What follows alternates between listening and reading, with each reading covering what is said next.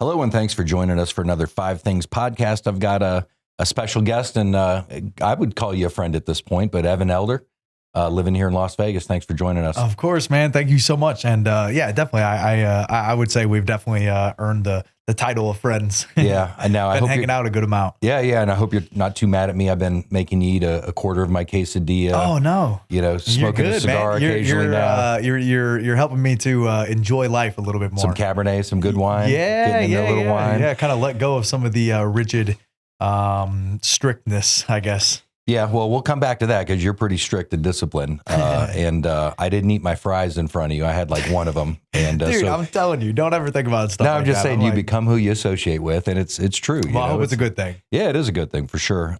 So just a little bit about Evan. You've got 5 fights in the UFC, and you're 10-2 pro record. Born in Missouri, raised in Missouri, and you've been here in Vegas for what, a couple years now? About a year and a half. Yeah. And born in 1997, sure. Which is when my youngest son was born, which it kind of hit me today, thinking about that, like, wow, that was my youngest son, which is crazy because, I just... Hell of a year, right? Yeah, it was a great year, obviously. But I just think as you get older, it's like it's I don't feel 50. I feel like I can talk and relate to anybody your age. But you fight in the lightweight division. Yes, sir. Yeah. 155 pounds. 155 and among a bunch of absolute killers. To be honest, I think you've got one of the toughest weight classes, if I'm not mistaken. Yeah, I would say it's pretty well renowned as like, one of, if not the deepest, division in the UFC. And of course, nowadays there's so much talent in the world with, everything, but fighting is just such a fast rising, fast evolving sport. There's like no scarcity of talent whatsoever. So every single division in the UFC is just absolutely stacked top to bottom. But I would say 55, 35, maybe 45 and 55 are probably, the deepest, maybe 70 as well. But like I was saying, pretty much all of them. Yeah. Not taking away from other fighters. There's a lot of great fighters, but when I just looked at some of the names in your division, I'm like, ooh, like, wow. Like even, easy fights. Yeah. I don't want to jump too far ahead, but I do want to start off on something. It's September 12th today. I don't know when this is going to be released, probably in the next couple of weeks, but September 12th, yesterday was 9/11. Day before that was 9/10. I'm going to remember that date forever now. And obviously, Charlie Kirk was savagely murdered for everybody to see. And we were talking a little bit about this before we got on air. And I don't know how we can't sit here and do a podcast and not at least talk about it a little bit. Yeah. And I'm curious to get your thoughts. I know you're a very strong Christian, and Charlie was a strong Christian. I'm a Christian, and I was really damaged or wounded, or I really felt it. Yeah. And anyway, I'm just curious to get your thoughts. We haven't talked to each other since this happened. Yeah. So yeah. I'm just curious to get your thoughts on it in general. Man, what a mixed bag of emotions. Like it's, obviously deeply sad for, we were saying this before the podcast, thankfully with our faith, we believe that when we leave this world, we graduate to something much better, so praise God. And, Charlie is in a much better place, and he's with the Lord, and I'm sure greeted with open arms and the words, well done, my good and faithful servant. So the tragic part is, the grief that is left here for everyone else to deal with, especially, his family. But yeah, for me personally, man, there was a lot of emotions, deep grief, for to see something tragic like that happen, for Charlie's family and all those affected. He was clearly a very beloved guy, by many. So many people were deeply wounded by this, but also, man, there was a lot of frustration, just furious, of like great sense of what would I say, patriotism, of like just like similar. I would imagine, truthfully, I was too young when 9/11 happened to say I know where I was or remember I was only 3, maybe 4 years It's a old. very similar feeling for me. Yeah. So, but yeah, it was, and I'm sure we'll get into this, but I think that, there's going to be a lot of great that comes from this because of the rallying, behind our country, that I think that, more than ever, we're just getting more and more signs, seeing more and more how much we need to, unite as opposed to divide and stand together as a nation, first and foremost Charlie said a lot about, God, family, country in that order. I agree with that big time, and it's, we got to start small first. We if we can put our faith and our trust and follow God, follow Jesus Christ, that's ultimately going to lead us to living the best quality of life that we can, and then start local with ourself. And in my opinion, it really, everything always begins and ends with you. I've noticed this a lot of, like, you can't make anybody believe anything. You can't make anybody else do anything. We can't try to force anything upon somebody else. We should, in my opinion, we should live such a good quality of life that other people look at us and say, "Wow, I like what I like the way that he seems. I want whatever it is he's look how much peace he has in chaotic moments. Look how much joy he has even whenever things aren't going his way." And like, how do you get that? And my answer will always be God, Jesus Christ. But then it starts with, every single one of us has an impact on the world around us. We don't get to choose whether we have an impact. We get to choose whether or not it's going to be positive or a negative impact. Right. And so, anyways, I think it's upon us to be the best that we can, to inspire others to be the best that they can, and that starts local. It's going to affect the people closest to us first, and then that's going to ripple out, because every single one of us, like I said, has an impact on the world. So if we can positively impact those closest to us, and they positively impact those closest to them, and obviously as that ripple effect continues to reach more and more people, hopefully turning the tide towards, in a positive direction. And but yeah, it's unfortunate that a lot of times it takes such a tragedy to be reminded of, how much we do need to be united and stand together and fight and push back against, evil, in my opinion. Yeah. Well, I like how you said that we need to watch out for the us and them, because at the end of the day, we're all humans. Yep. I think I might've been saying that before the podcast. Yeah. Yeah. I mean, you said it recently for sure. And, I was just saying it just in case if, they didn't understand what we were saying. We were basically saying that, in my opinion, that I was really frustrated. I was really worried. I was like deeply worried. I still am deeply worried about the country. It's just like over the past few years. And honestly, I never really was super political. Probably because of a lot of the reason of what I was just saying, of like believing that it's begins and ends with us, and I'm like, I have no control over politics and what's going on. And truthfully, in my opinion, I think the whole system's just corrupt. It's not even about the people that are, necessarily the politicians themselves. It almost doesn't matter who we get into office. The system is so rigged from the inside out that well, it needs massive change. Yeah, I think we all can agree with that. Yeah. But left and right can agree with that, I would say. Yeah, it has nothing to do, in my opinion, with like left and right. It's about, it seems like whoever gets in that the office is directly impacted or affected one way or the other by the system itself.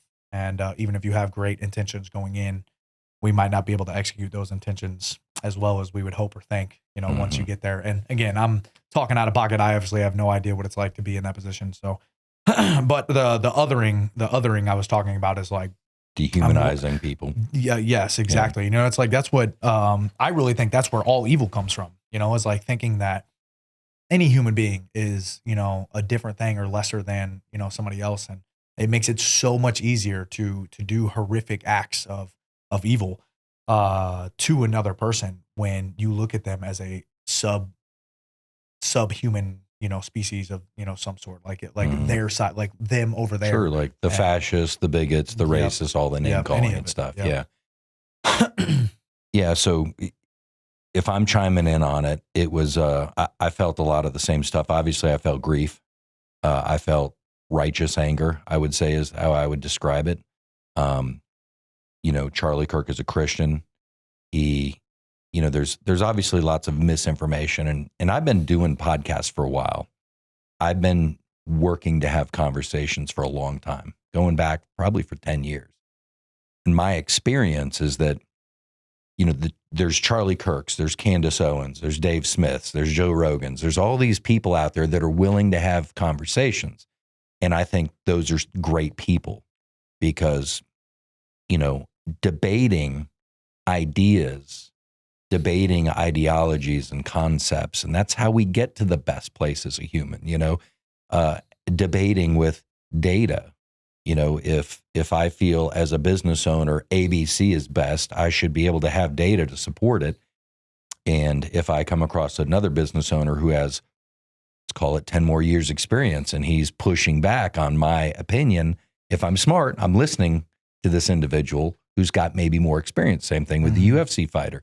You talk to GSP about UFC and the journey and becoming a champion, like you're probably all ears, because you're very humble and you're very, you're a higher conscious being. I'll just say that about you. That's one of the reasons I love you for that, is because you're definitely striving for higher consciousness, which I think is one of the reasons why I've hit it off. I feel like I've hit it off so well with you, because I feel like we're both chasing that.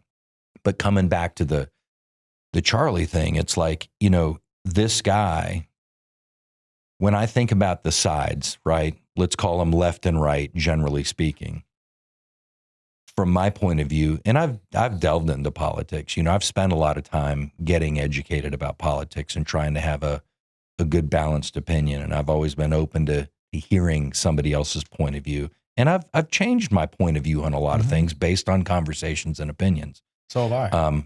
And I certainly don't consider myself a Republican. I would say I'm probably, if you had to put a tag on me, I'm probably libertarian. Just do whatever you want as long as you're not hurting other people. I don't give a shit. You know what I mean? Like, if you're happy doing whatever in the bedroom, like, it's nobody's business. But the thing about Charlie Kirk, I heard something said. First off, everybody should roundly,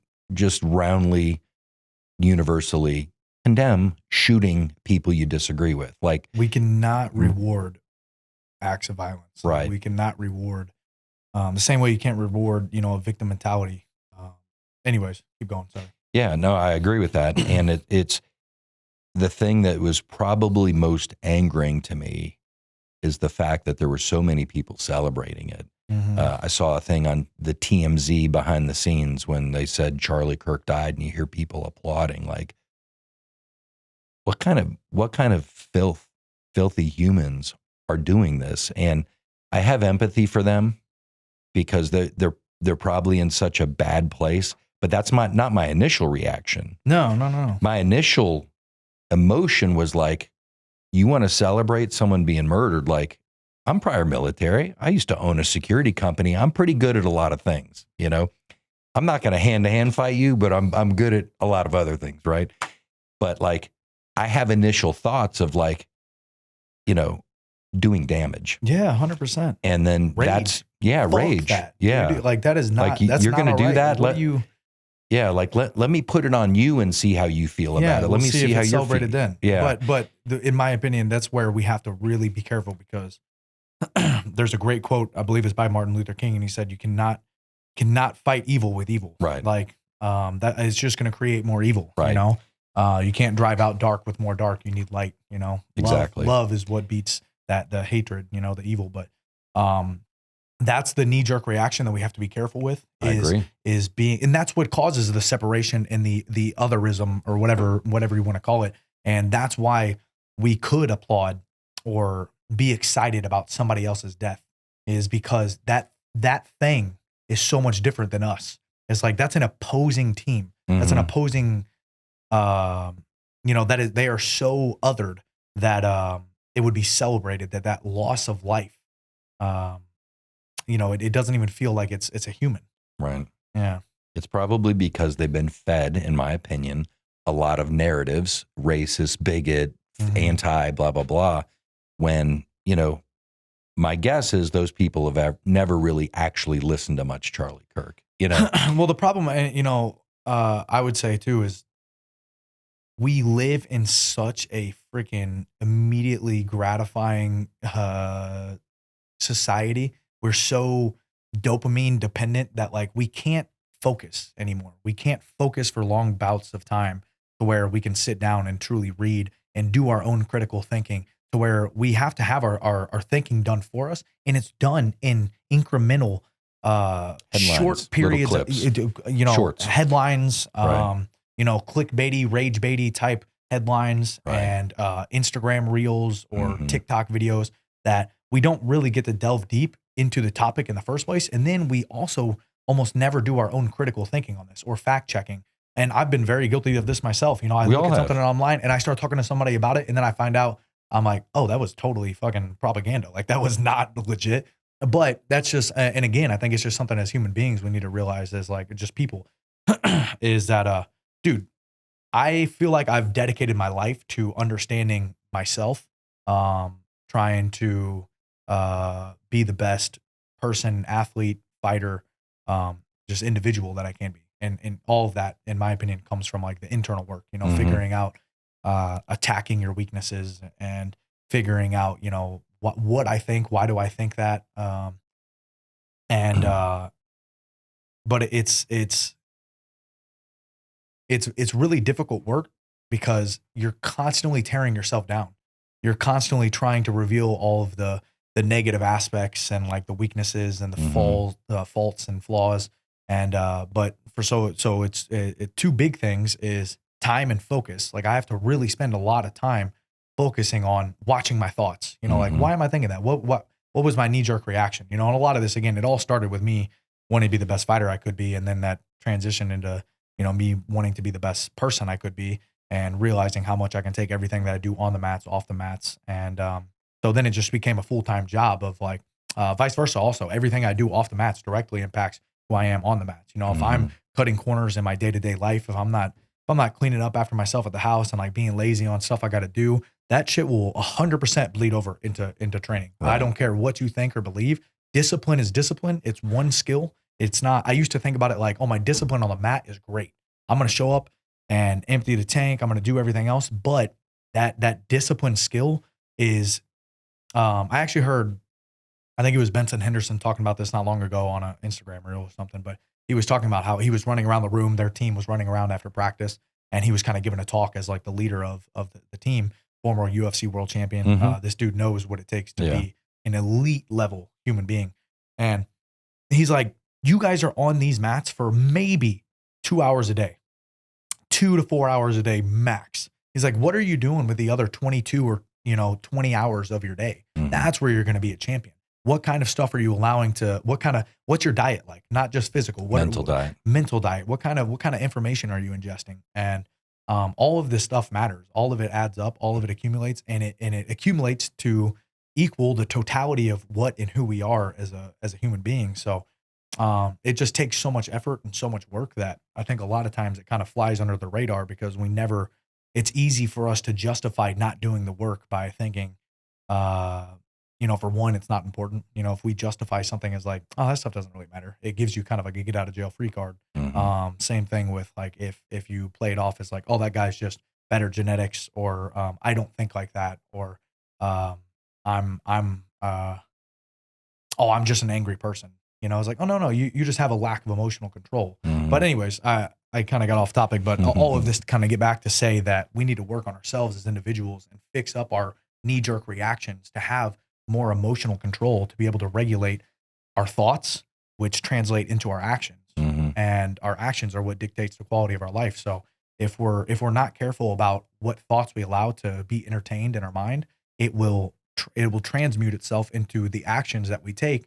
And if our knee-jerk reaction, just like our knee-jerk reaction to this was like frustration and like and rage, it would cause you to go out and like do something that you will probably end up regretting, get in a lot of trouble, cause other people a lot of harm.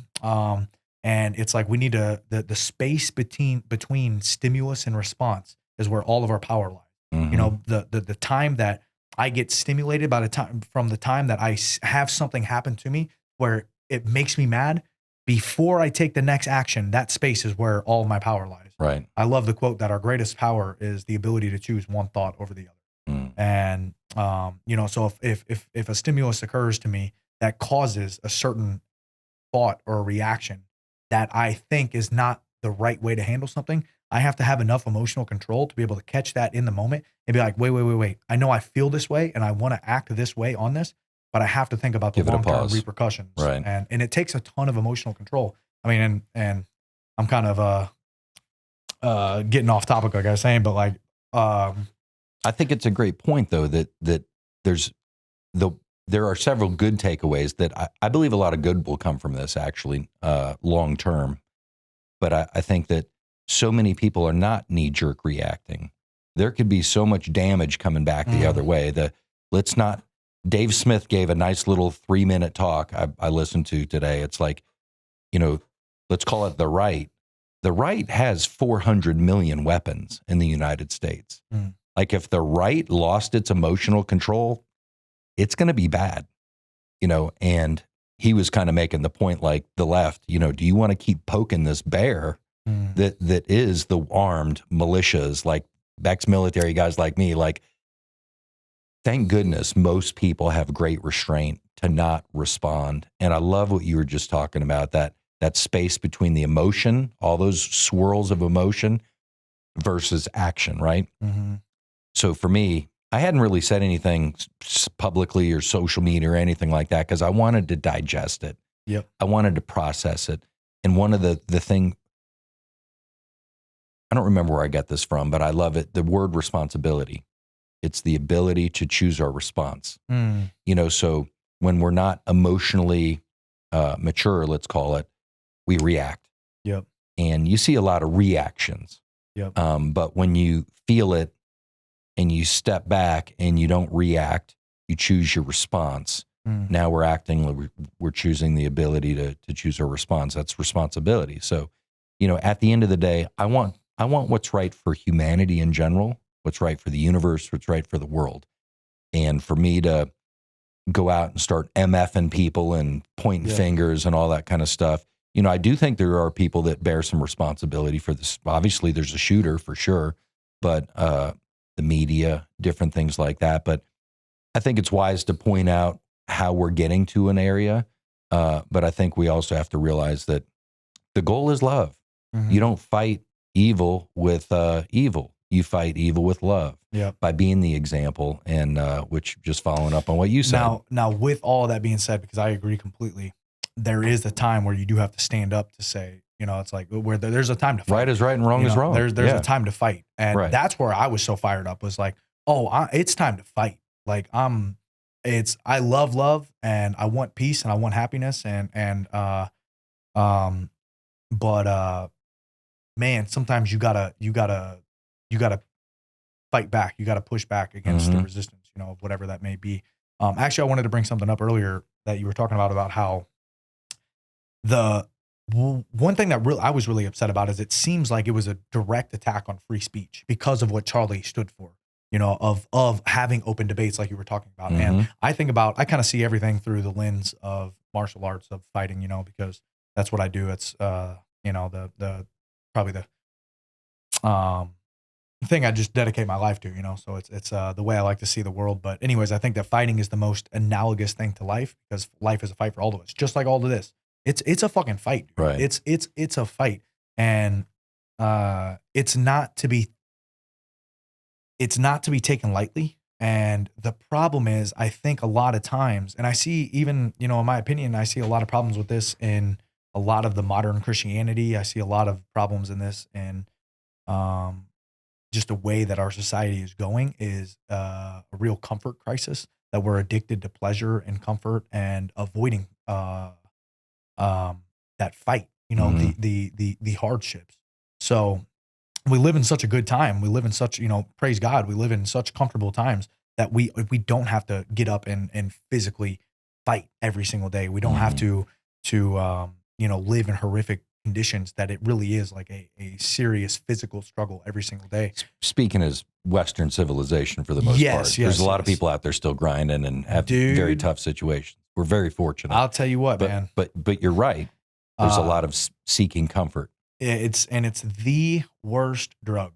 It really is, because it will lead you. Everything in life everything in life happens. Everything in life is so perfectly balanced. It's our under the yin and yang, the black and the white, the good and the bad. But then there's a black dot in the white side, a white dot in the black side, the good that's in the bad, and the bad that's in the good. It's like the perfect representation of wholeness. Perfect. And everything in life happens off of. Well, the only reason we understand anything is based off our subjective view of its opposite. So it's like Alan Watts has an amazing quote that's like for every increase in consciousness, there's a price to be paid. One cannot be more susceptible to pleasure without being more susceptible to pain. So basically, if you want to know pleasure better, you have to understand pain, because it's two sides of the same coin. So the deeper that I understand discomfort and pain and struggle and suffering, the more I'm going to be able to actually understand joy and love and happiness, whatever it is, the flip side of that emotion. And the same is true with strength and weakness, my ability to endure uncomfortable situations or whatever. And the reason I was bringing all that up is because paradoxically, everything in life happens usually not in the way that we would think. So if I want to be happy per se, what makes you feel happy, feel good in the moment is really not what actually brings long-term fulfillment, right? To feel truly good is to delay gratification, suffer and sacrifice in the moment, and then you reap the reward on the flip side, right? So you can either have immediate gratification, feel good in the moment, and then you pay for that by some form of discomfort or pain of some sort on the flip side.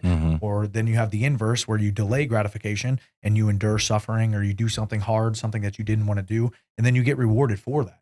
So I think that unfortunately comfortability breeds a lot of weakness. And I hate to say that. And so the reason I hate to say it is because I don't want, it's not about pointing fingers and saying people are weak, which in a lot of cases is true, truthfully, in my opinion. It's like a lot of us. And this is the thing. Well, if you don't exercise against something, you're naturally weak. And this is the thing is it's not that, just to have weaknesses doesn't mean you're a weak person. Every single one of us has weaknesses. We are not perfect. Nobody's perfect. Sure. Right. There was only one person, and that was Jesus's job. Right. And so even the strongest people in the world have weaknesses. We're constantly everybody should constantly be trying to get better and find those flaws, the flaws and the faults. And but when we allow ourselves to persist in weakness, it gets harder and harder and harder to delay gratification. When we get used to having things immediately gratifying, it's like a muscle that you're not using. 100%, and our brain is 100% exactly like a muscle, and we have to exercise it. And our ability to do anything difficult directly translates to emotional control. Our ability to endure physical suffering, to like actually get up and get out and help to make a difference in the world. So all these things matter. And, it kind of ties back into what I was talking about earlier about the totality of who we are and everything that we do, how it kind of affects, who we are, the person that we are, and how the person that we are directly impacts the people around us, whether we like it or not. And we get to choose whether it's good or bad. So to bring this all together, I was kind of saying all this because with this emotional, I think a lot of this hatred towards one another is, for one, a lack of empathy, the lack of being able to put yourself in somebody else's shoes. But for two, also a lack of the control of that space between stimulus and response, the lack of control of our emotions. We get angered, and I have to act on it. We're a slave to it, because when something happens, I don't have a choice. I have to react because I don't have the ability to be in control of my mind. Don't have that muscle developed. 100%. Yeah. Yeah, I think it's like anything, right? There's more probably context, and it's more complicated. Like, you don't just have flour in a cake. There's a lot of ingredients. There's the right temperature. There's the right length of time, So I think a lot goes into this, and there's the personal responsibility of it that we all carry, and we all impact each other. I think the media plays a part of it. I think that, my personal opinion is that it wasn't, yes, it's an attack on free speech for sure. But I think the problem is not just what Charlie was saying. It's that kids were listening. That's where, personally, I think culturally, I think that's where somebody like Charlie was such a threat. Yep. He was impacting so many young people in a positive way, like teaching them to think. And it wasn't always, about trans, or it's like, what's a man, what's a woman, what's a male, XX chromosome, or you believe science, right? Mm-hmm. So when you start having those types of conversations and getting those younger people to think like, wait a minute, yeah, I should believe in science, but biology says this, but I'm being taught this. You start getting kids thinking, now you're impacting society. And that's where I believe somebody like Charlie was a threat, because he's creating a wave of youth, which the youth is youth is the future, so I just think it's anybody that's assassinated like that. Nobody should be taking joy in it. When I'm not a fan of Joe Biden, when I found out he had cancer, I'm not celebrating it. I feel bad for his family. I feel bad for him. And I don't want anybody to have cancer. So I just think that if you're listening to this and you took joy in anybody's, ill like that, like, you might want to do some soul searching. You might be too caught up in what's going on here versus maybe striving for a higher consciousness, where we all just need to try to help each other. We all need to be working to get better, just like you said. And man, if I can add something to that, yeah, of course, help other people by working on yourself. Yeah. I think that's something that we miss a lot on is, I love this idea of selfishly selfless, of like, I'm going to be selfish in the sense of I'm going to focus on bettering myself. Mm-hmm. And in doing so, it's a selfless act, because the bettering of myself, hopefully resulting in something positive, is going to have a positive impact on those around me. I think it was Jim Rohn that has a quote that's like, the old saying, you scratch my back, I'll scratch yours, or will you watch out for me? I'll watch out for you. Mm-hmm. And he said, well, let me do you one better. He's like, I'll take care of me for you if you take care of you for me. And I love that. Yeah, I like especially, I think about my family whenever I think about that, of like the people that I love the most of. There's a lot of stress on your mind whenever you have people in your life that aren't necessarily taking care of themselves, or you're constantly worried about. Sure. It's pulling your energy away to like, oh my gosh, my heart's worried all the time. And it's hard to be as productive and successful towards working on myself whenever I'm constantly worried about somebody else, which I really don't actually have any control of. Mm-hmm. But you're going to actually help me out a ton by taking care of yourself, because now I'm free to be free of that worry and to use that mental, that capacity to focus on myself now and to better myself. And then hopefully, which will allow you to do the same as well.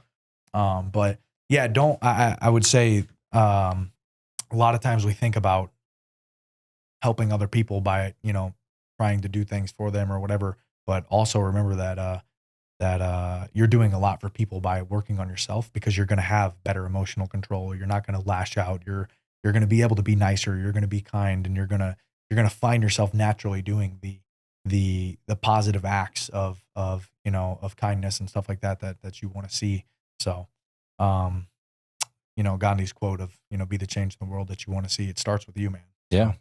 Well, another person who's been incredibly demonized over the years, which is baffling to me, is Jordan Peterson. He says, you want to change the world, get your house in order. Yep. Everything starts with you. It's when you focus on things out here, let's call it climate change for a lack of a better thing. You focus on some massive issue that you have very little impact. Mm-hmm. And you posting on Facebook about climate change isn't changing anything. Did you plant a tree today? Mm-hmm. How are you cutting back on your carbon emissions? Like, what are you doing within your control? Yeah. And, I personally believe that there's a lot of people that focus on things out here because there's no personal responsibility. Yep.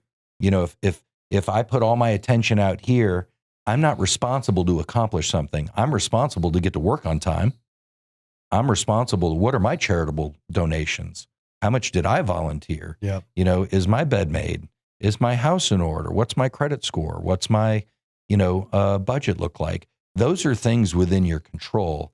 And in my opinion, a lot of the people to not look at that focus on things out here because there's no accountability there. Well, it gives you, I've noticed this a lot with, working hard towards anything is our mind will constantly trick us into thinking that we get a dopamine hit. We love, it feels great.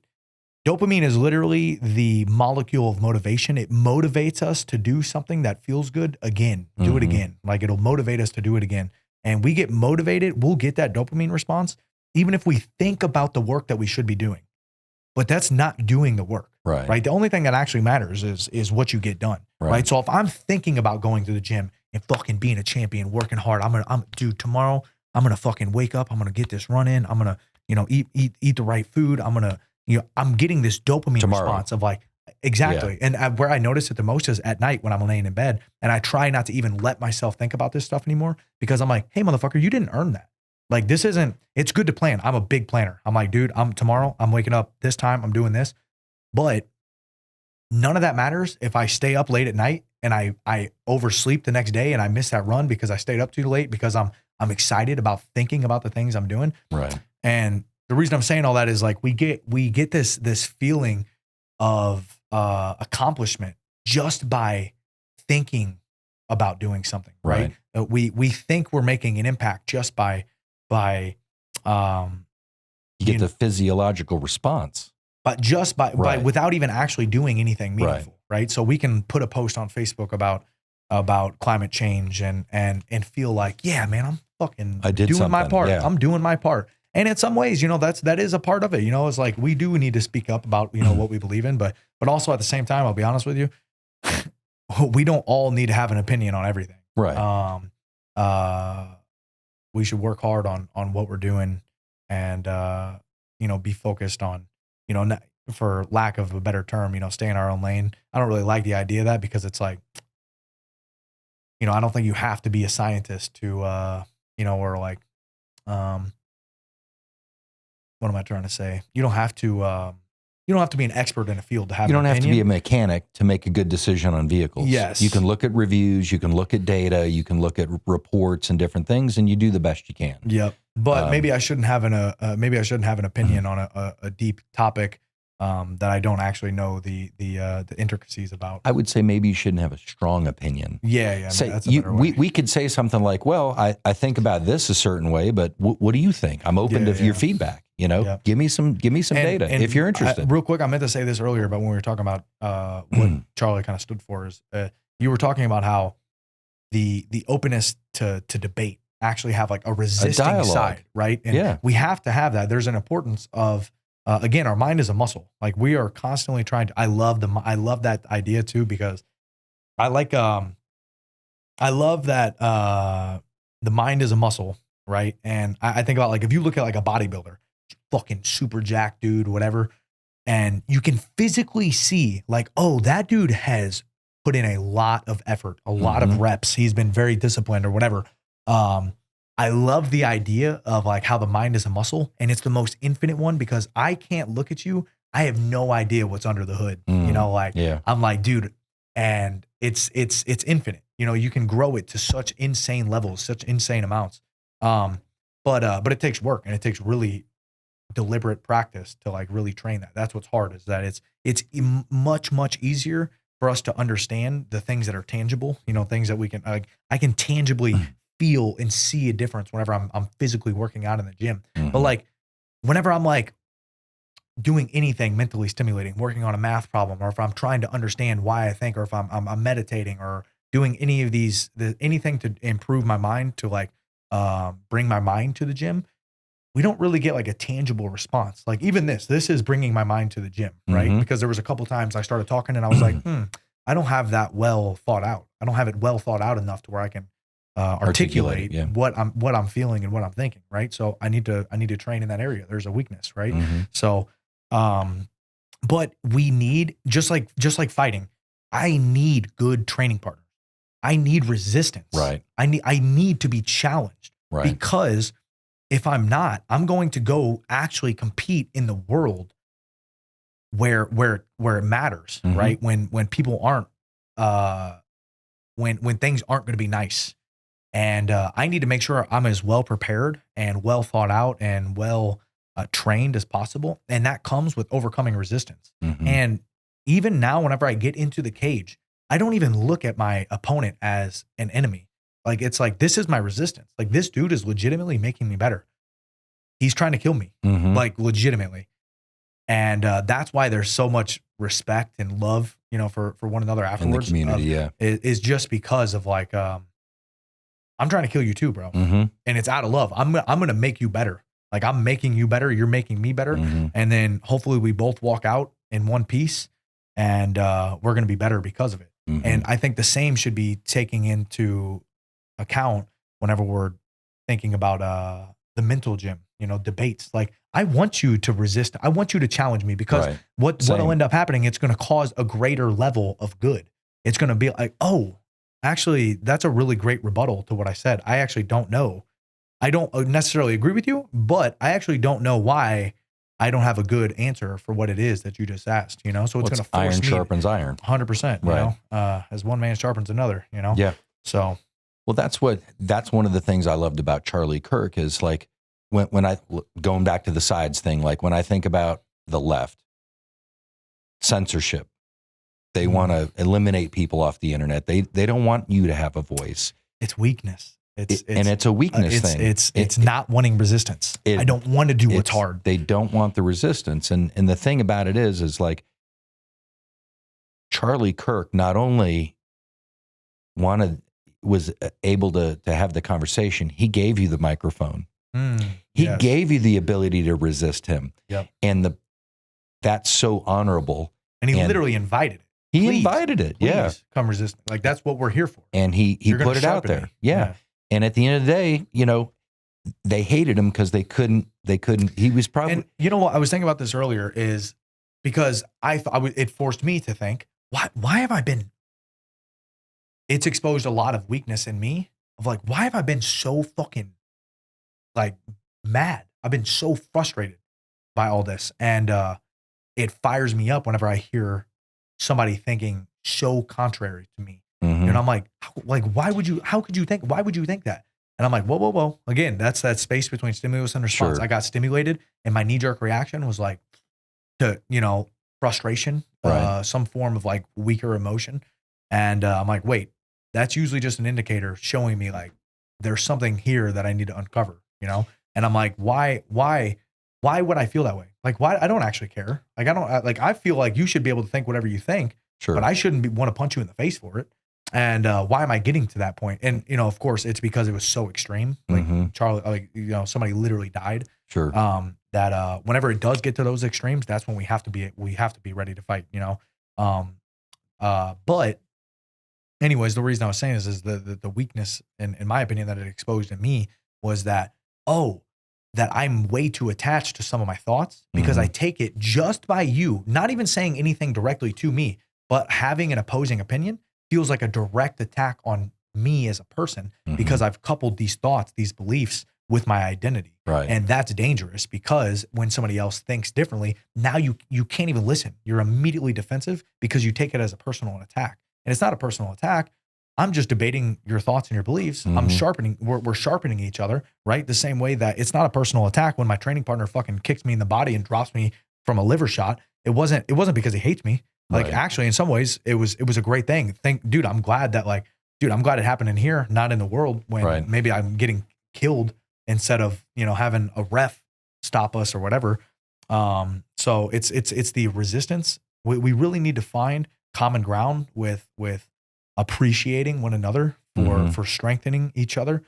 And again, it's hard to do it because, for one, it takes so much emotional control, which is strength. It's weakness to be a slave to your emotion, to get stimulated in a certain way and have to respond the same way that you know, I use the food example a lot for self-control, but it can be applied with anything, freaking drugs, alcohol, food, pornography, any type of stimulation, anything that's immediately gratifying. If I know something's not good for me, if I should be avoiding it, but it gets exposed to me and I'm like, I can't help myself. Like, you're a slave to that thing. Right. Like, you literally you don't want to do that, but there's a part of you that's like, oh, I have to have it. I can't not do it. And that's the same thing with like our emotional control of getting frustrated and lashing out to being like, I don't have enough control. I don't have enough willpower to stop myself from acting on these thoughts that I might even know are going to cause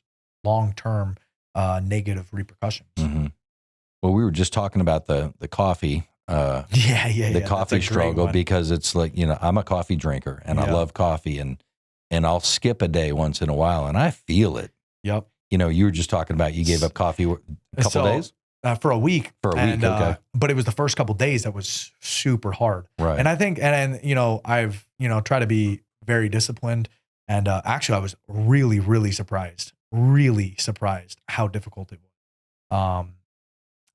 Because I'll be honest with you, I've done multiple like caffeine fasts where I'm like, oh, I'm kind of abusing coffee. I always look at it like I'm borrowing energy. We don't get anything for free. There's no biological free lunches. I don't get to borrow energy. I don't get to have coffee and then not have some sort of downside to it, in my opinion. And the downside of that is if I'm borrowing something, I have to pay it back. But usually, almost always, anything that we borrow and have to pay back, there's interest on the back end, right? So I'm like, oh, it's way better if I just minimize this as much as possible, because the interest is going to end up killing me eventually. And so it'd probably been a couple of years since I had like a real caffeine fast. So that means coffee every single day, and sometimes 2, sometimes 3 times a day. And so I just did a week-long caffeine fast, and I just had a coffee, but I'm gonna try to stick to getting back to just cutting fasting that out once in a while. Honestly, I'm just like, oh, this is just a habit I should probably cut as much as possible. Okay. For a couple reasons, but anyways, to stay on topic real quick because I get so sidetracked. How difficult it was to stop myself. It was like real mental warfare of like, dude, just go get a fucking coffee. Like, it's not that big of a deal. Who cares? And I'm like, bro, you said you're not going to do it. Fucking do it. Like, what are you talking about? That's what matters. Yeah. Right. Like that's all that matters. I want to prove to myself that I'm not a slave to anything.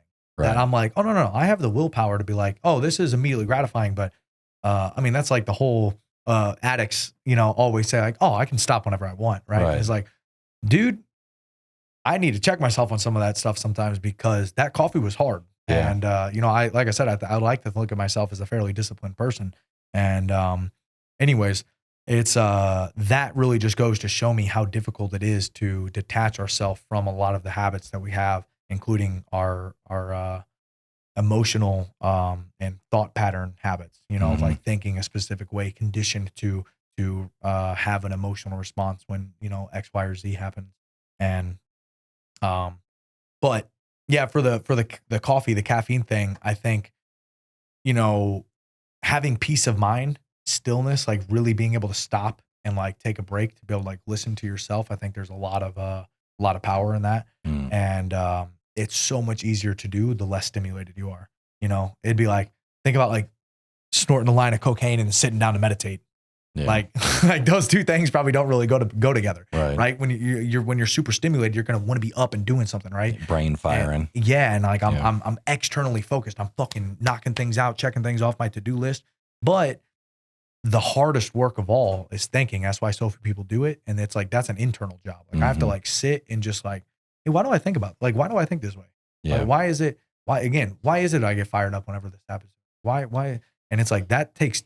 Like I need to sit with those thoughts, and what'll end up happening is like, why do I think that way? And I sit and I'm like, I don't care. I need to go. I want to go do something.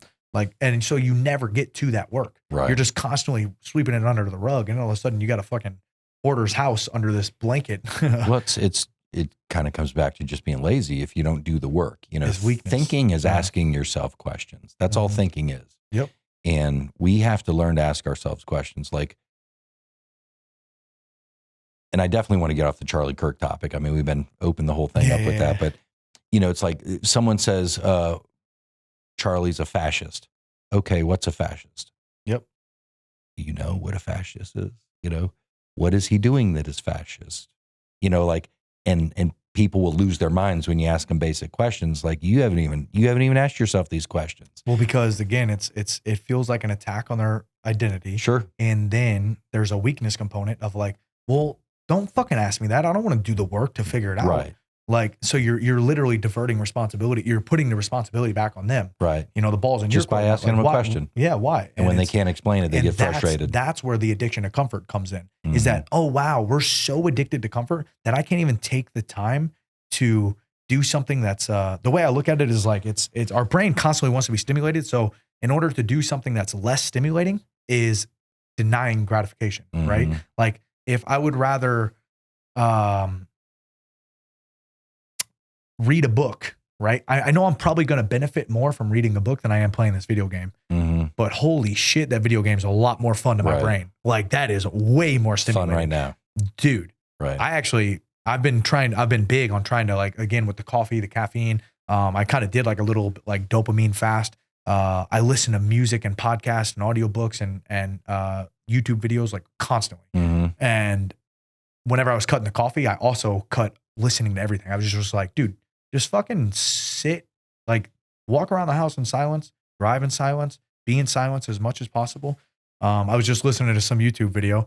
I think it was some Harvard doctor. He was talking about how important 15 minutes straight of silence can be for getting to actually tap into our default mode network, which is like part of like where we structure our identity. You know, these thoughts will start popping up of like even existential things of like, man, what's the purpose of my life? And it's like, dude, those are the questions that matter. Those are the ultimate questions. Those are the ultimate questions. Like, what is it? Like, why are we here? Like, what is the meaning of it? And like, that's the hardest shit. And it's especially hard too, because our brain wants to know, like we know things. And because fear is like usually a feeling of uncertainty. Right. And there's a lot of comfort in familiarity or like knowing something for sure. And the deeper you dig, in my opinion, the deeper you dig into anything in life, the more you see how paradoxical it is. And you're like, oh shit, there's no actual answers. And that is really unsettling to our mind. So again, it takes strength to even do that. But anyways, yeah, just being able to like cut off from stimulation. That's where I was going with this. The ability to read a book as opposed to play a video game. I'm delaying gratification. I'm actually doing what's better for yourself long term versus today. You know, as opposed to what's immediately gratifying. And so denying immediate gratification is the battle all the time. That's where strength happens. That's the resistance. There's the fight is between doing what feels good now and what feels good later. You know, most people give up what they want most for what they want now. And it's because we're so addicted to the comfort of feeling good now. I just have to feel good now. And, you know, it doesn't make you a bad person, but you're not going to probably get to elite levels of whatever you do, whether it's financially or UFC fighting or anything. And what breaks my heart is that it's not even about like, in my opinion, to me, it's about like, dude, this is just the quality. It determines the quality of your life. Period. Because it's not even about like, oh, you're not going to be rich. Oh, you're not going to be famous. You're not going to be, you know, UFC world champion. It's like, dude, honestly, that stuff's fucking great. I think it makes it easier. It's all tools. And it's that stuff is a tool to make sure you have freedom to be able to do the things that are actually important. But that's not what's actually important. And you can have as much external success as you want. And if you don't do the inside work, you're never actually going to be fulfilled or happy or whatever. And I mean, you see it all the time with, you know, CEOs of companies that are fucking depressed or jumping out of the building or something. They're a billionaire or whatever. Yeah. And it's like, oh yeah, poor him. You know, he had such a hard life. And it's like, well, for one, more money, more problems, you know, like the more there's going to be every time you level up and you progress in the societal ladder or whatever it is, you're going to be tasked with more things. And it does get more and more overwhelming. The more people you have to tend to and the more jobs, the more tasks you have to complete. And it's just, that's when checking in with yourself and doing all this internal, you know, mental work is so important. But anyways, the reason I'm saying all that is because if we don't stop and like, it doesn't matter about, this stuff isn't just about external success and like materialistic things. Like, oh, if you don't stop and work on yourself, you're not going to have money. But it's like, dude, if you don't stop and work on yourself, you're never going to have peace. You're never going to have quality of life. Yeah, don't you want quality of life? And that's this is a key component. Yeah, it really is. So I've got about 15 things I wrote down. We're still on number 2. So real quick, just a little background. Growing up, born in 1997, grew up in Missouri. Tell us a little bit about your childhood, just kind of your experience growing up, and let's just kind of get to 18 to 20 range. Just a little background. The good old days, right? Dude, I had the best fucking upbringing. I really did. Came from, you know, middle class family. we lived in the middle of nowhere, Hillsboro, Missouri. Shout out Hillsboro. I fucking love representing Hillsboro, man. I like legitimately, you'll see me before every single fight. I look into the camera. I'm like, Hillsboro, Missouri, shout out, baby. Let's That's go. cool. Like, dude, I fucking love that I'm from this little bitty town with just such amazing people. Everybody knows everybody. And so shout out Hillsboro, Missouri. I love you guys. So from Hillsboro, middle of nowhere, grew up on a little bit of a farm. We moved to Hillsboro whenever I was like 12, I want to say, and got about 80 acres of land, living in a log cabin in the woods. Fucking amazing. That's cool. And then, ever since, to go backwards real quick, I guess ever since I was like 6 years old, I remember watching the fights with my my stepdad, my bonus dad. He's a stepdad to me, but I just got lucky. I got two dads. That's cool. I got lucky.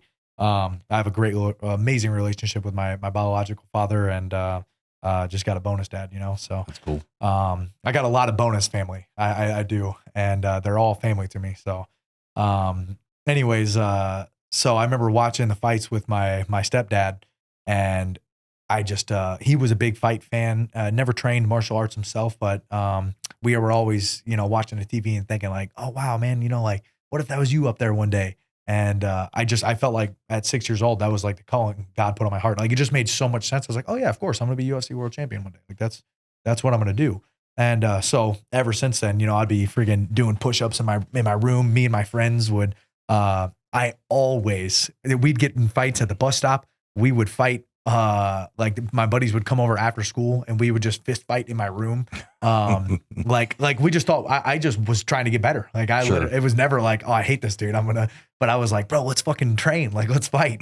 And, so ever since I was young, that's just what we always did, worked out and just always had a good time. And then I was about 12 or 13 when we moved to Hillsboro, and that's when we moved kind of into the woods, into the country, and, absolutely loved it. I hated it a lot when I was younger because I wanted to play video games and fight, and that was it.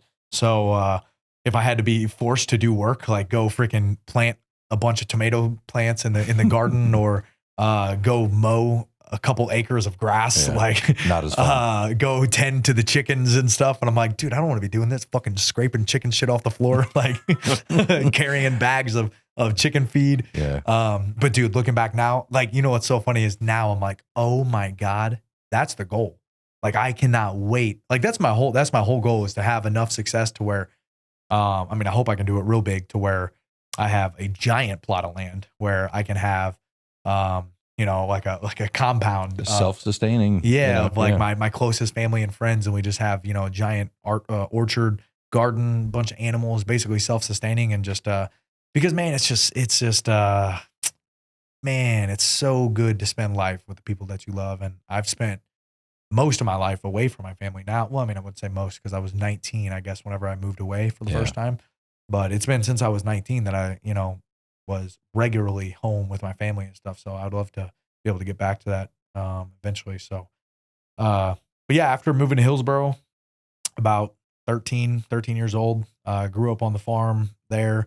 And my stepdad, actually, we had a 4-car detached garage, and turned the whole thing into a giant gym.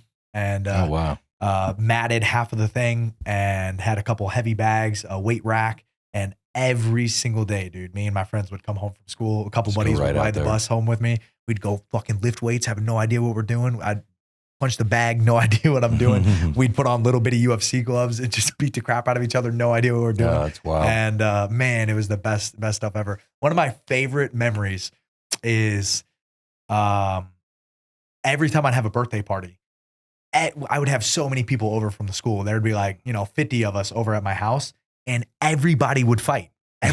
We would sit in the garage, and people would take turns. The most unlikely people would be like, dude, I'll throw the gloves on. And, no mouthpiece. We would just put boxing gloves on, and 2 chicks would be just scrapping. Everybody's freaking out. And then, we have a big bonfire and stuff because we live in the middle of nowhere. My dad was always like cutting down trees, and when I was, split firewood, stuff like that. And just have a huge roaring fire, everybody hang out and have a good time. But truly, the were you good guys old keeping days. the dentist in town pretty busy over there? No, luckily, good. I don't think anybody ever lost a tooth. That's good. We've had some bad cuts and like people getting really rocked but nothing too bad. Actually, funny enough, my 14th birthday party, shout out one of my best friends, Seth Castleman.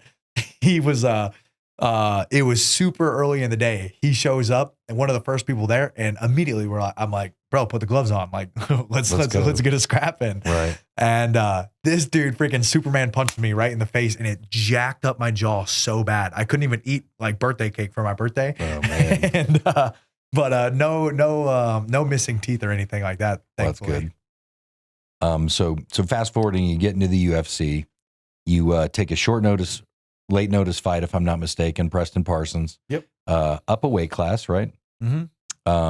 That was your opportunity to get in the UFC, so you probably would have fought a heavyweight if you needed to get in the ring. Yeah, I guess we got to do what we got to do to get in. So obviously it didn't go your way. Mm-hmm. And then your second fight in the UFC, you fight, an absolute dog. No shame in that loss. Nas is a beast. Shout out Nazim. Yeah, he's a bad dude. I could see him being a champ for sure. Yeah, he's fucking legit. Yeah, he's awesome. And then I met him Contender Series Tuesday for the first time. Oh, sick. Yeah, sick. Super nice guy. Yeah, he's great. As long as I don't have to fight him.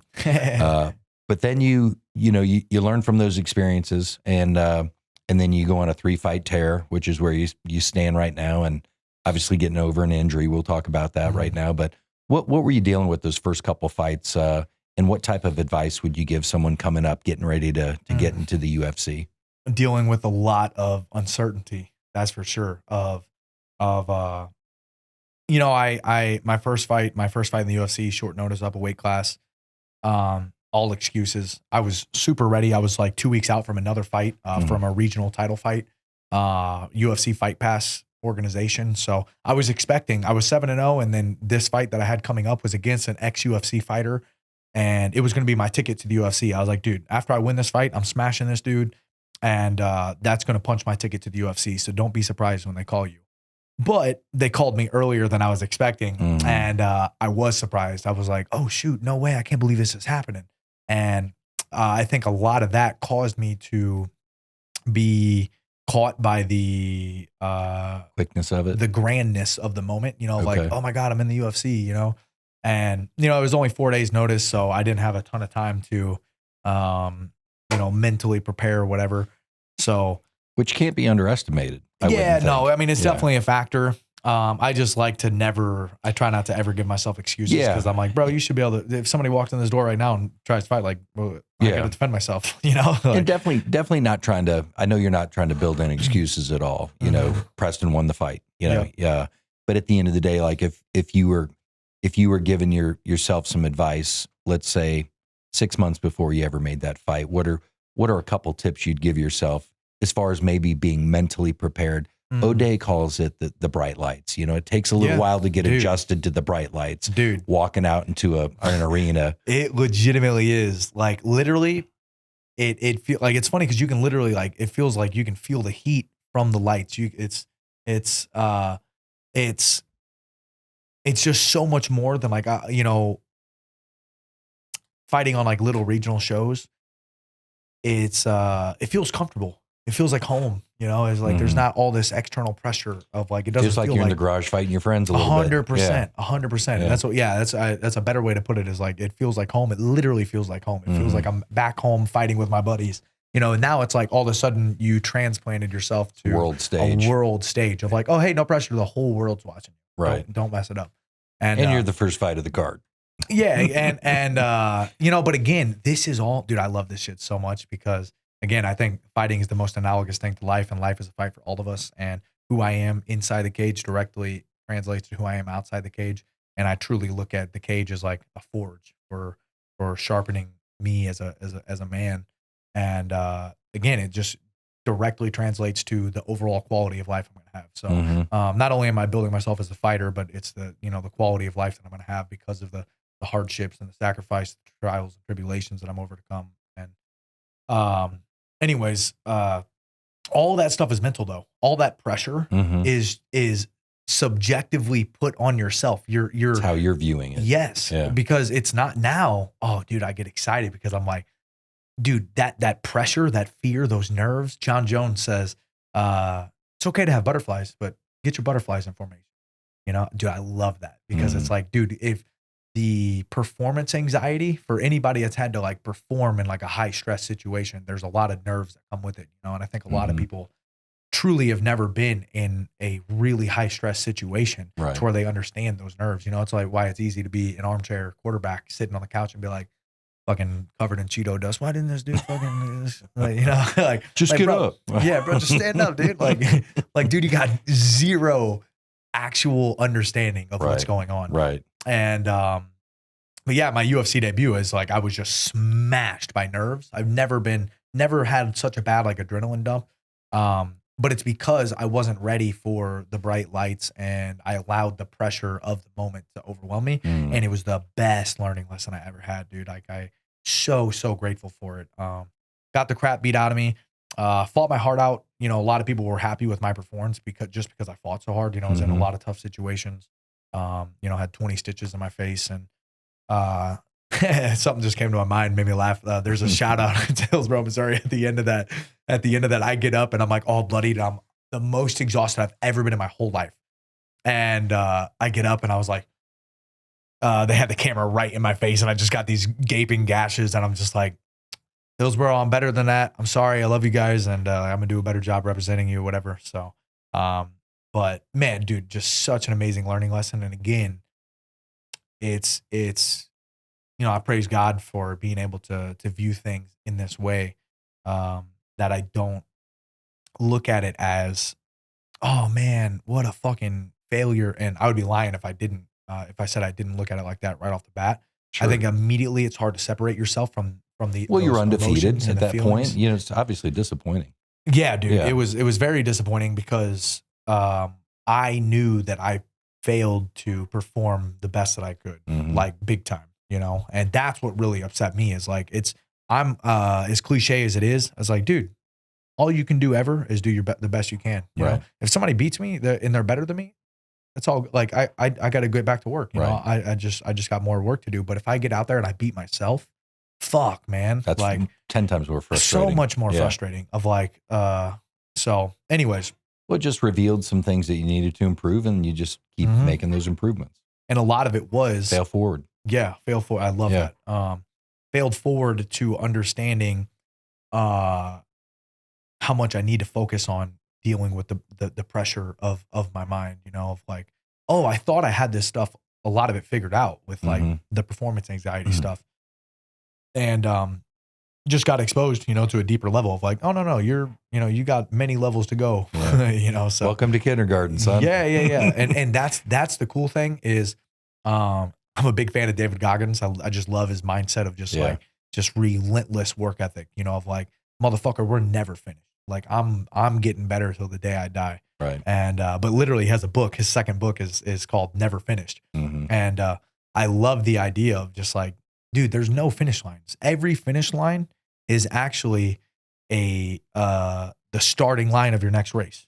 You know, it's like, there's no, like life is the greatest ultra marathon there is. And it's just going to keep going and there's no final destination. There's no arriving.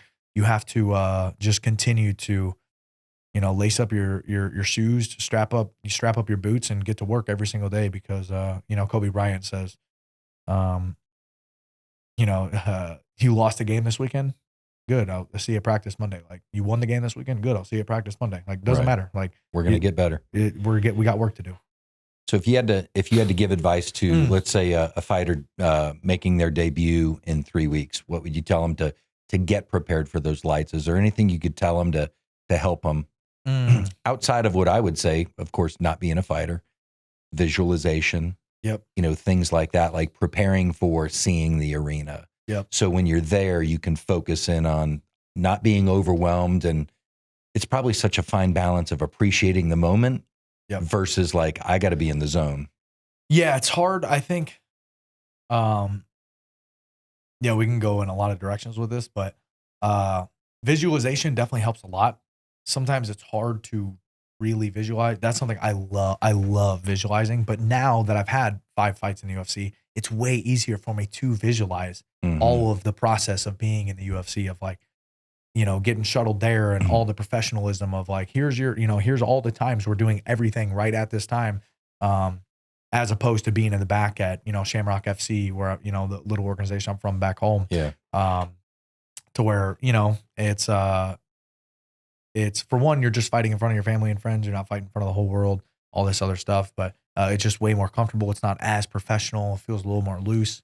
You're not sitting down with DC for the first time, things like that. Yeah, where exactly. You're like, this is DC, like, holy shit, this Yeah. is the dude somebody I looked up to my whole life. Right. Like crazy. You're, starstruck, whatever. Right. But yeah, it's getting acquainted with those feelings. And the reason visualizing is so good is because you can get reps of being in a moment without actually having to be there. Mhm. Right. So I can get reps of being under the lights without being under the lights, because I only get to do it a couple times a year. Mhm. It's like those reps, dude, by the time you go to do it again, you have legitimately forgot what that feeling is like, Mhm. unless you practice it diligently. And anyways, if I was recommending some advice, I would say figure out in your mind, make sure you have it understood in your mind deeply enough why it is, for one, your purpose, why are you doing this? Because I think that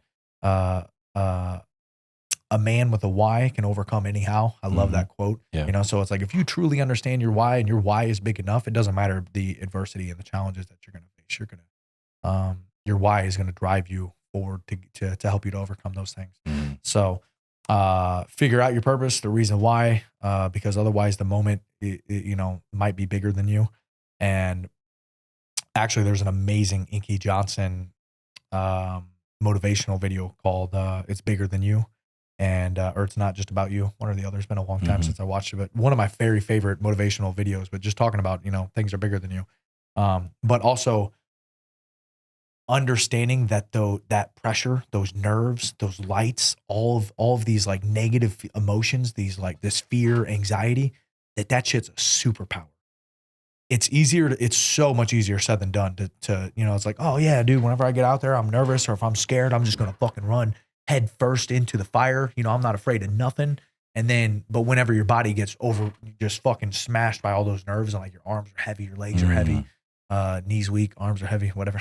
Yeah. Yeah, I guess there's a reason why Eminem, has that in the beginning of the song. Yeah. It's It's true, but it's probably. real. I mean, that's the Yeah. feeling, is like, dude, your freaking knees are weak, arms are heavy. Like you're really feeling that. So it's easier to think it whenever you're in the comfort of your living room, whatever.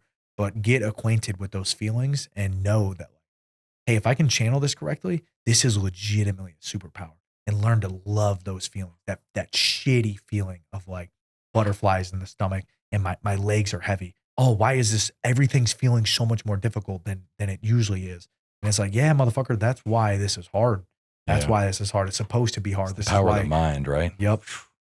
And Yeah. this is why not everybody can do it. So if you get fired up by those emotions, like now it's more like, bitch, you think I'm scared of like feeling you think I'm scared of being scared? I get fucking fired up whenever I'm scared. I'm getting outside my comfort zone. I know that I'm stepping into the greatness that God has waiting for me. Mhm. And it's completely flipped from thinking and feeling like, oh my God, all this pressure, like, why am I feeling like this? I'm not supposed to feel like this. And so just being able to really control your mind to flip the script.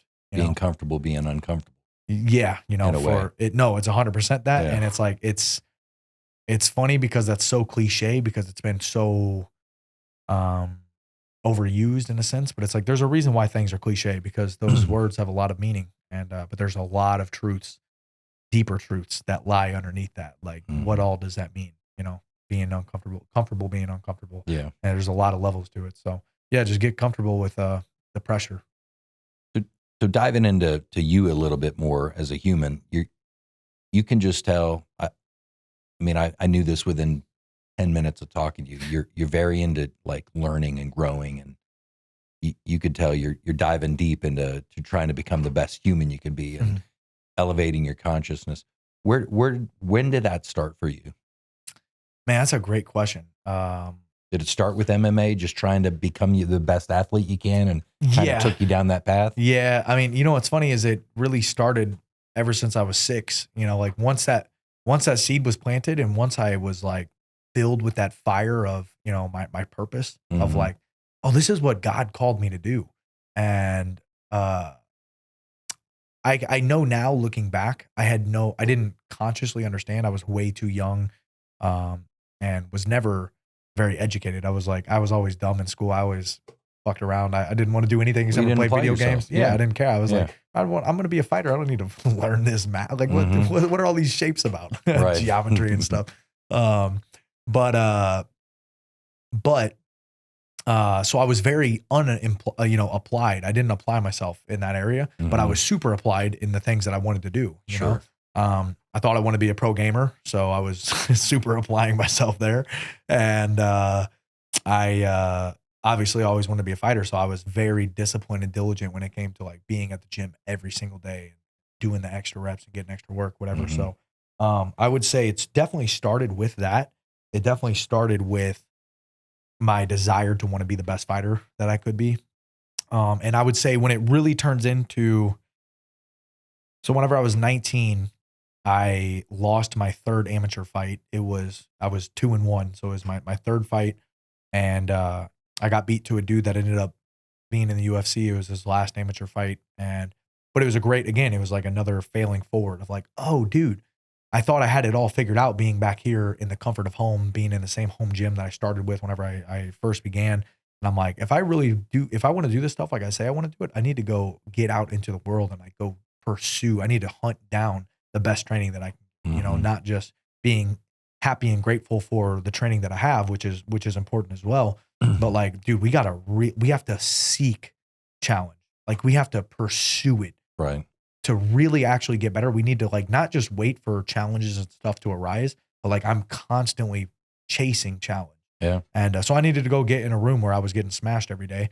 So I was literally I had the plan. I was so young and naive that I was like, oh, well, California is a big state. They got to have good training. So I'm just going to pack up my car and go live in my car and figure it out. You know, like that's what champions do. Right. And so I was I was 2 weeks away from leaving to go to California. Some family friends of mine, really close family friends of mine. Actually, the buddy that hurt my jaw earlier, Seth Castman, his family, the Castmans, found out I was wanting to move to California, and they were like, "Hey, we got an extra room if you want to come out here and stay with us in California." And I was like, "Yeah, dude, that would be amazing. Where are you guys at?" And they said Stockton, California. So I thought of the Diaz brothers, and I looked it up, and their gym was like 3 miles away from their house. And I was like, "Oh, dude, that's meant to be," you know. So anyways, the drive out there, I had like a 32-hour drive, something like that, 34-hour drive. And I think it was the first time I really started listening to podcasts because I had such a long drive. You know, I was like, dude, music, I can only freaking rock out for so many hours. Yeah. And so anyways, I started listening to some Joe Rogan just because it was the only podcast I'd heard anybody talk about. You know, I didn't know anything about anything, but I remember starting to listen to it and I was like, dude, I don't know anything. Like, I just had this realization of like, I am so uneducated.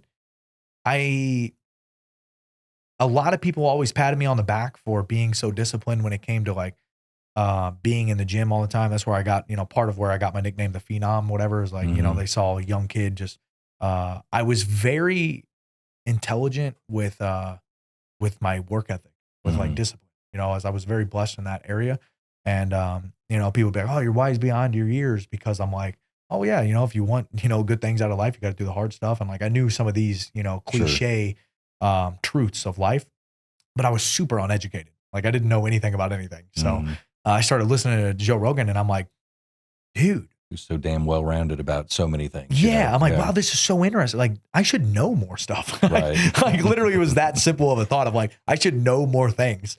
And I think that kind of began the cascade of like, and truthfully, the biggest change that, the biggest like epiphany I probably really ever had, was whenever I was like 22 years old. I had a 19-year-old cousin that passed away in a car accident, and being at her funeral really changed my life. Just being there, seeing how quick life, like, oh dude, like we are not promised this stuff. And it's obvious, Right. Like we know this, but it was the first time my own mortality had ever really been kind of shoved in my face of like somebody I really know and love and care about taken way too early, man. And I really felt like God came to me right then and there and it was like, hey, now that you really believe that nothing else in the world matters except for being the best fighter you can be, because that's what it's going to take to be the best, I'm going to show you there's a lot more important stuff in life. You know? And it just like made sense right away of like, oh, I've been working on being disciplined on the mats. I need to apply that to like everywhere in my life. And it was, again, that's just like this giant tragedy that ended up having a profound, probably the most profound effect on, like, I legitimately, I don't think there's any one singular moment in my life that I can look back at and think of like a more profound epiphany that occurred to me. Like, oh, it's not about fighting. Like, it's about life. It's about being the best person.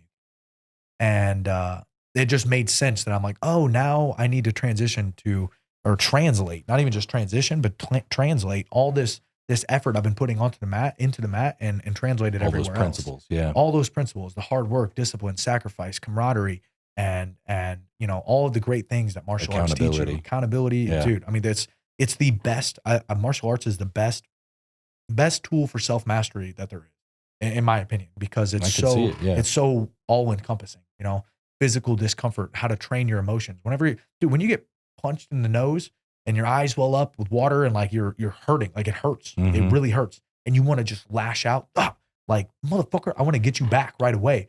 That's just going to get me hurt more. Right. And it's like, dude, it teaches you a lot of emotional control when you're on bottom, getting smashed by somebody, not just spazzing out and freaking out, but like staying calm and being like, okay, that's not the right answer. Like, what is the right answer?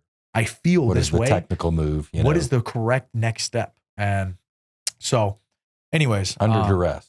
Yes, it's easy. I just saw this video, dude talking about how like these people that are in a field, practicing, Zen. It's like, man, it's so easy to be Zen in a garden, but it's like, that quote of like, it's better to be a warrior in a garden than a gardener in a war, and it's like, dude, practice Zen in chaos. That's when you're actually peaceful. I love the saying, it might be from Jordan Peterson, but like, in order to be truly peaceful, you must first be capable of great violence.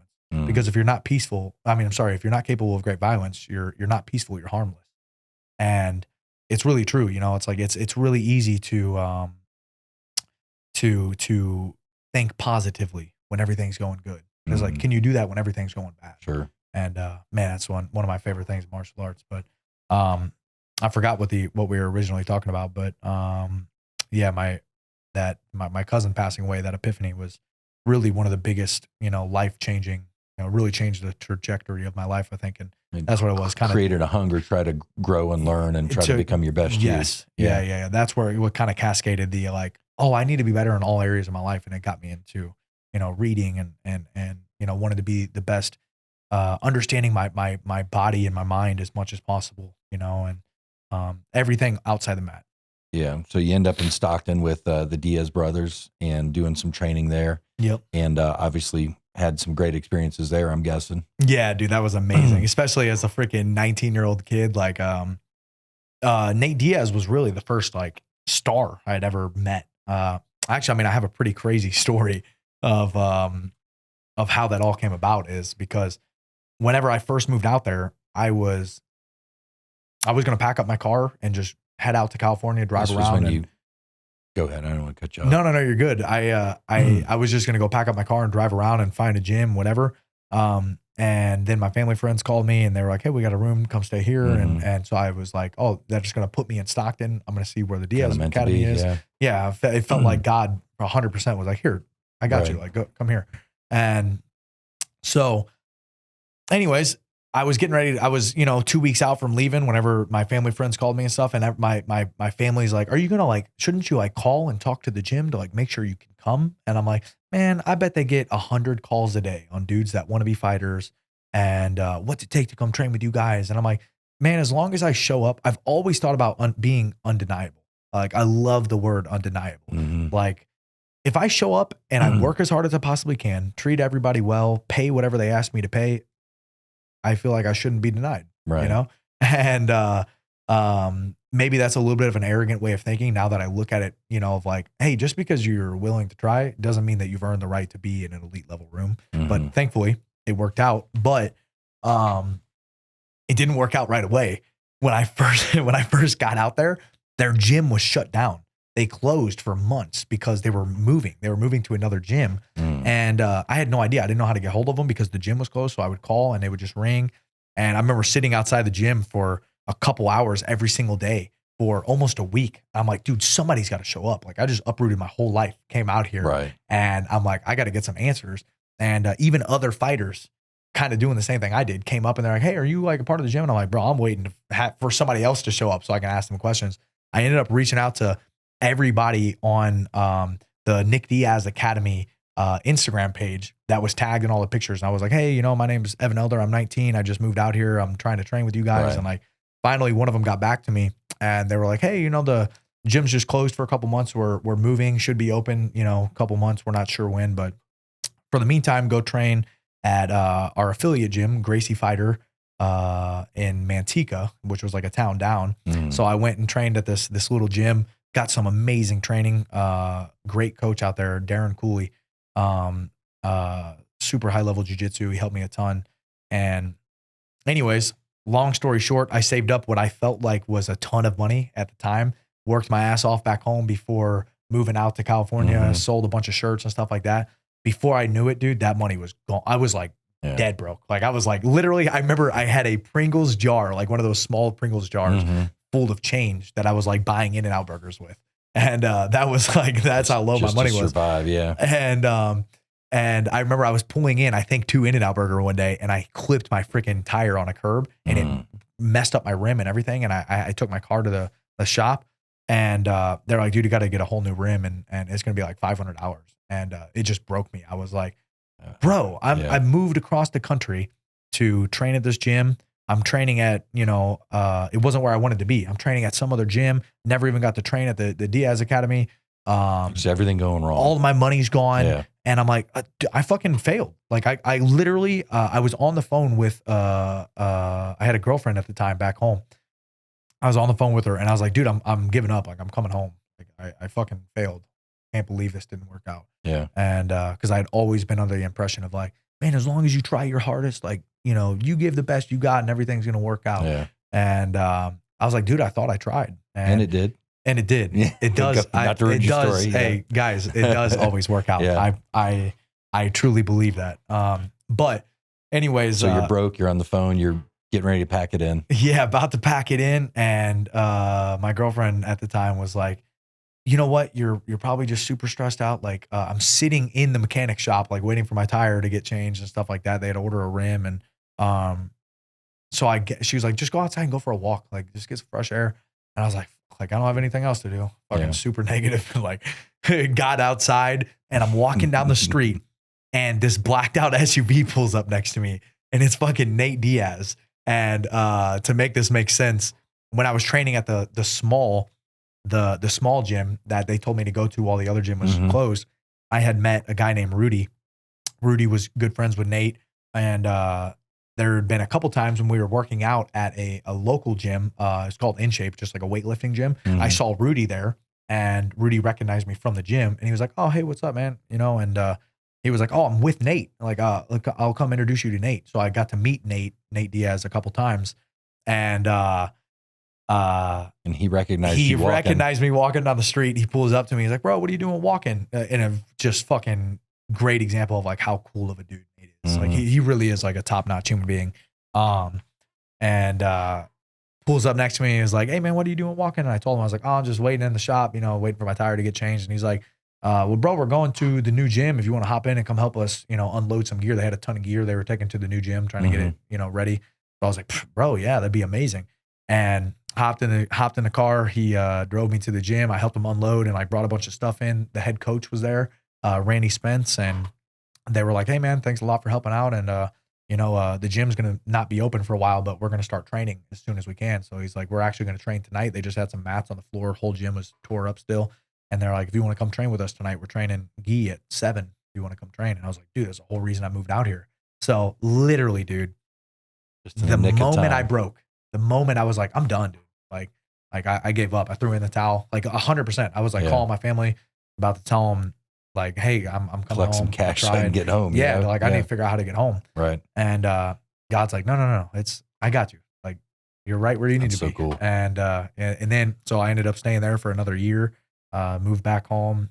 One of my good buddies, Dustin Lampros, met him while I was back home moved back from California, and then he's the one that got me to move to Florida. Moved to Florida for 5 years, trained at such an amazing gym down there. It was, Hard Knocks 365, and then Cliff. now it's Killcliff. And then I moved out here. I've been here for about a year and a half.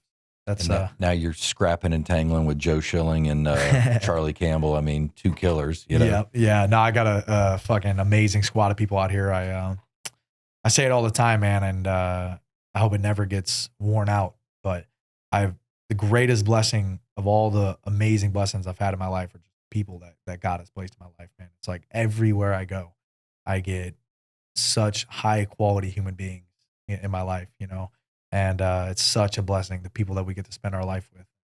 But yeah, I got a great little team out here, little squad. Shout out Joe Schilling, Jason Manley, my buddy Mateos Nakash.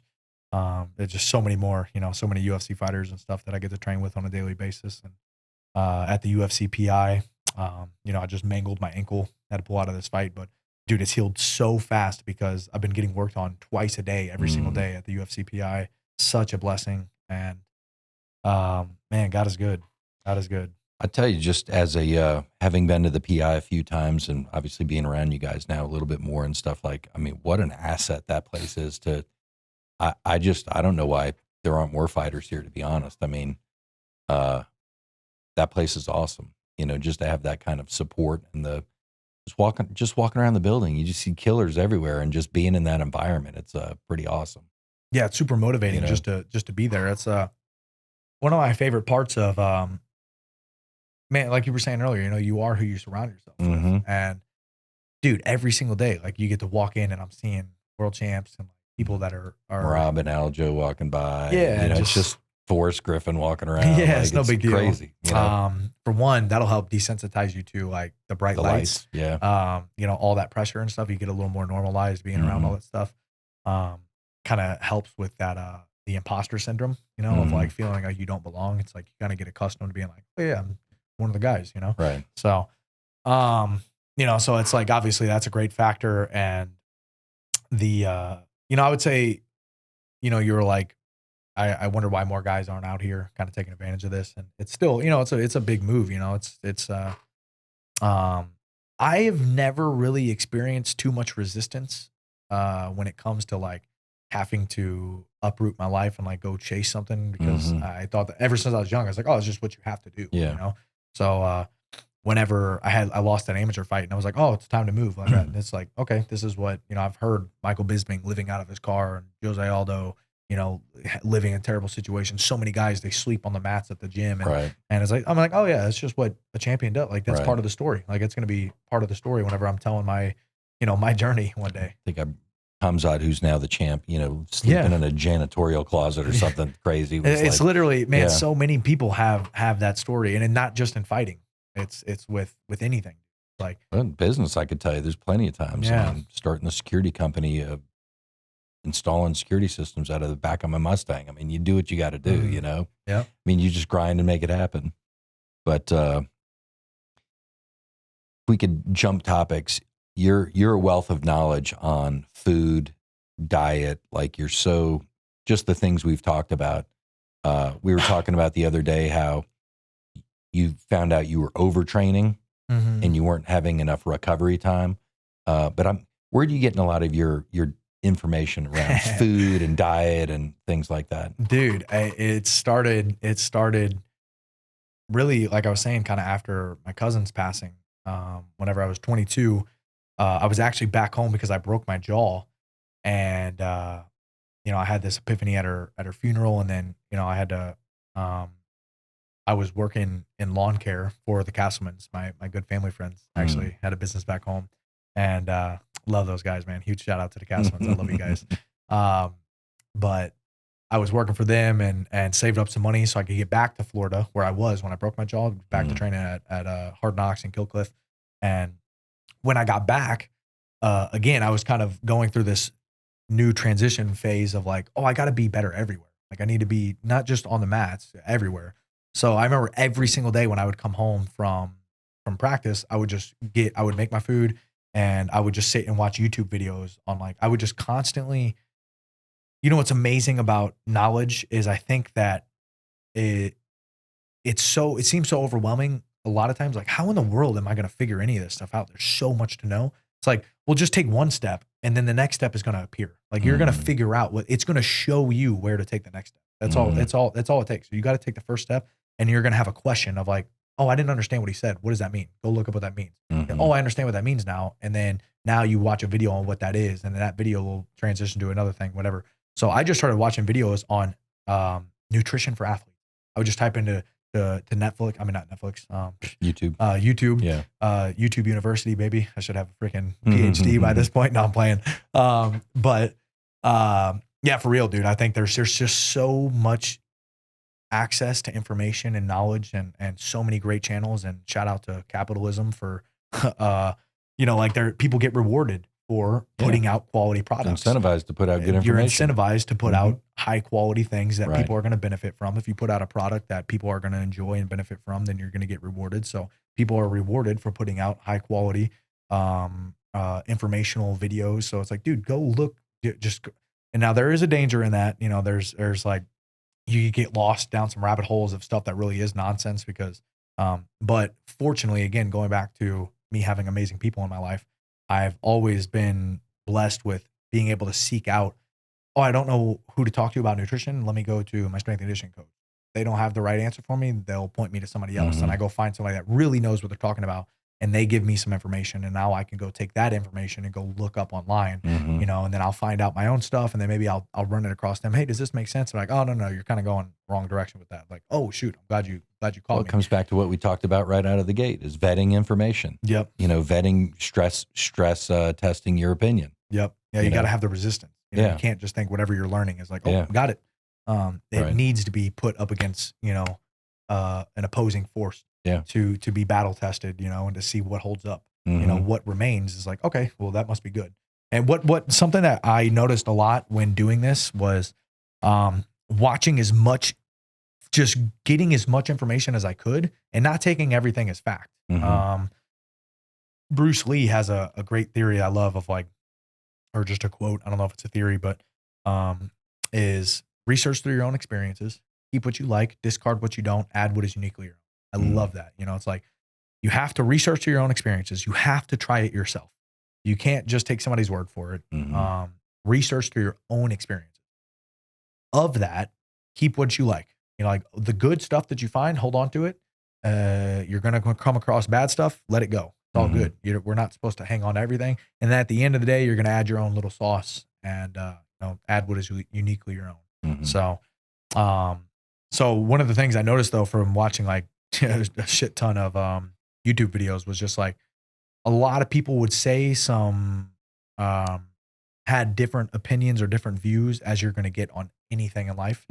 But there was always like a core message or like the meat and potatoes of the topic. And I'm like, oh, okay. All 5 of these different people are saying these things are good. Right. I'm probably going to stick with those for the most part. And then I'll research through my own experiences. Okay. I see what this guy's saying about this. I don't really agree with it, but I like this person's way of doing this other part, the smaller thing, whatever. And I think that's a decent way to kind of vet information without really knowing. And again, it's hard because you're going to get sucked into some trial and rabbit involved. holes and you're going to get put, especially with social media, you're going to kind of get caught in an echo chamber. It's going to feed you videos and information that are similar to the stuff you're already searching. So you'll kind of get stuck without having like any opposing view come in because a lot of times people don't want to see that. I want to see what I want to see. Right. I want to see what I think I like, or I want to see what I like. And so we're not getting fed, we're not getting challenged. And, a lot of times with the way that the algorithms work. So be careful and make sure you do intentionally seek out challenging information. But that's also another way that I've always tried to train is to do the opposite of just of building myself up of like, I'm constantly trying to find the ways that I'm wrong. Like, oh, I like this a lot. How does it get beat? Right. Like what beats this? I'm like, ooh, that's maybe not as good as I thought it was. Yeah. But that's also another once great you thing. seek the information. Yes. You know, in business, it's kind of the same thing. It's not kind of, it is. It's like Ray Dalio, self-made billionaire, founded a financial firm. Anyway, if he thought an investment was a great idea, he wanted to know everybody in the firm that didn't think it was a good idea, and he would invite them in. Why don't you like this? Yeah. And he wants that information. He's stress testing his opinion. Yep. But I just think it's a great principle. Here's the other thing, and this is definitely one of the last topics I wanted to talk on. You have to lower your ego to be able to do that. You know, raise your humility, and I would say elevate your consciousness to be able to have those types of conversations where Ray thought this investment was good. That's not Ray. You know, he can detach from that opinion if he needs based on new information. Yeah. It sounds like you're doing that in MMA. If you're doing this or doing that, and you seek out ways that this can be, challenged. Yeah. And I think a big part of that is not being attached to your ideas. I heard somebody say one time they said, think about like your ideas as like clothing. It's like, you might wear this shirt now, but it's not like you're married to it. Like you don't have to wear the shirt for the rest of your life. Like you're gonna change your wardrobe. There's gonna be times where it's different seasons. You wear different shirts. Like, our thoughts are meant to be killed off by one another. Like I'm supposed to think a certain way to lead me down a path to where I ask a better question, and now I find a better answer, and I no longer need that previous answer. Like, okay, this is now my elevated consciousness. Like you're saying, like this is me in improving my knowledge to where now I have a better answer for the question I was asking in the first place. And that's infinite. It just never ends. We never find the answer. I mean, except for, in my opinion, it's God. Yeah. I think that's why the Bible talks about, the fear of the Lord is the beginning of all wisdom, is because if you understand the creator, you can understand his creation. And I think it gives you a good baseline foundation to build off of.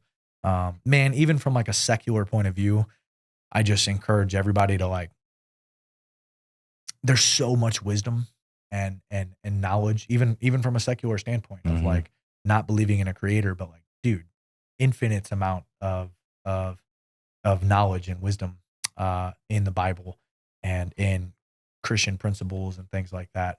And again, if we're able to, that's another thing I would say I've always been fortunate to have this idea or way of thinking, I guess, is that like you learn from everybody. That's like a martial artist mindset of like, oh, I'm just here to learn, and I can learn from everybody. And if you do something really bad, even if it's not something that I like, I get an understanding of like, okay, I disagree with that. I don't want to do it that way. And I want to make sure I don't do that in the future. It's like, so you're literally learning. Now I know from how that made me feel, so I don't want to be that. Yeah. So, yeah, man, I just think that we got to be a lot more open-minded to You just reminded me of something. What's that? I had an old kind of a mentor. He used to say, "You're either an example or you're a teaching example." Yeah, that's a good point. Yep. I mean, we just really do have the ability to learn. Again, it goes back to the yin and the yang that I was talking about, the good and the bad, and then the good that's in the bad and the bad that's in the good. You can really learn from, if you take something that was bad, but you find the good that's in the bad, was it even really bad? In my opinion, no. It's like, it's of course there's real tragedies. There's real evil in the world. There's real bad situations, but it's our job to constantly change our perception and to be able to find the best interpretation of what's going on, to be able to extract the good from the to make it to where we're positively growing or elevating our consciousness, you would say, and just heading in a positive direction. So it's so easy to wind up in a bad situation and find yourself only finding the bad in it. It's like, I love I think the yin and the yang is so awesome because, too, it's like the perfect representation of wholeness and perfection of, how everything corresponds and plays together, but also, the good and the bad, but the good that's in the bad, it's such a small dot. It's like, sometimes it's that small, it's hard to find the diamond in the rough, of like, it might be a bad situation, but maybe there's one little thing you can take from it. And just, if that's all you can get, take it. That's the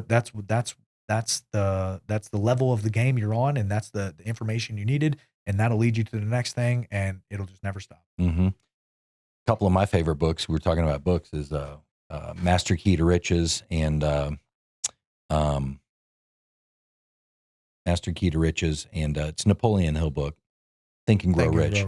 Yeah. And one of my favorite sayings out of there is, out of every adversity comes a seed of equal or greater benefit. It's kind of the same thing. It's like, like one of the things I loved about your mindset about this injury you've had, you had to pull out of the fight in Perth, and Charlie's stepping up. Are we okay to say that? Okay. Yeah, it's Charlie's it's official. Okay. I want to make sure I wasn't putting but your mindset, of course, initially you're bummed, you're a little aggravated and this and that, but then you're snap right. Well, God's in control. Like, this is happening for a reason, for whatever reason. I don't know the reason, but something good is going to come from this, And, and fortunately I think it's true for everything. Like, in every situation, what is the quote you said? Every situation, there's a seed out of every adversity comes a seed of equal or greater benefit. Yeah, that's so true. Another great quote from that book, Napoleon Hill. Excuse me. He said, more gold has been mined from the mines of men than all of the earth. And dude, I love that so much, because it just speaks to the power of our mind. How much, in the book, he talks about a lot about transmuting thoughts into action, right? Like into, this intangible thought into a tangible object, a tangible action or something like that. And it is really interesting to think about how something intangible, like a thought, like I can't see or feel or smell a thought, but that thought can then inspire me to work in a certain way, build a certain thing. And now I have this like idea that was once in my head, and it's literally right here in front of me. It's like, wow, that's pretty fucking crazy. Well, what's crazy is the fact that we're sitting here came from a thought that I had. And we haven't even talked about cigars or anything, but we've got the Phenom cigar coming. Yeah. Triumph Cigars should be launching here soon. But the fact that was a thought, I knew O'Day Osborne at the time. And, the fact that we're sitting here came from that thought, and then a series of actions that came after that to put all these things into motion to set us here. And now, having a place in Vegas, and like literally more than half the people I associate with here are UFC fighters. Yeah. And I was still am, I'm such a huge fan, but the fact that I'm in this world now and I feel so comfortable here, and it all started with a thought. Yep. And the potential of what could be.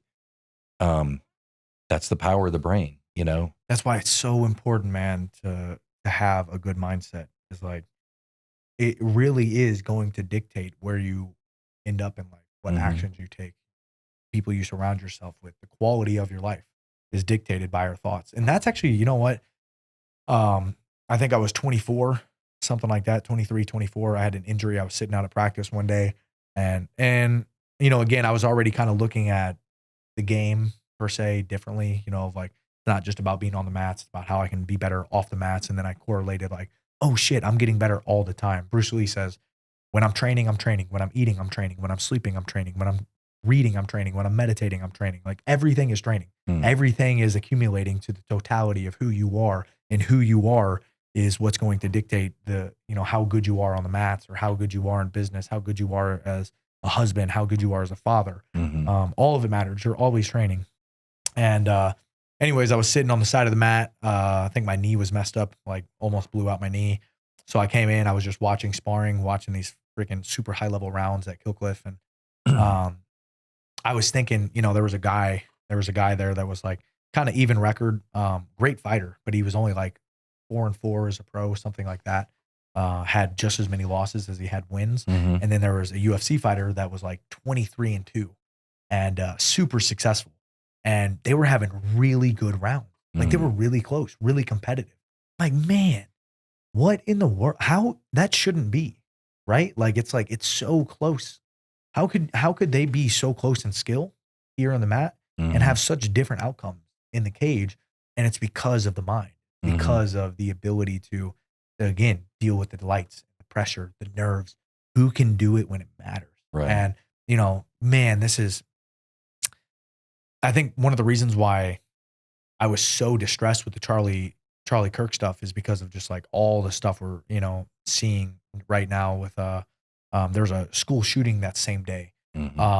some crazy stuff in Texas happened. I don't remember what it was. Somebody got beheaded with a machete or something. Oh yeah. And then illegal alien with the machete or something. Yeah. And but there's this Ukrainian girl, right? The video is killed in circulating Charlotte. a lot. Yeah. There's been a lot of, unfortunately, not to cut, I shouldn't You're good. cut you No, off. go ahead, please. I just coming back to the whole media thing.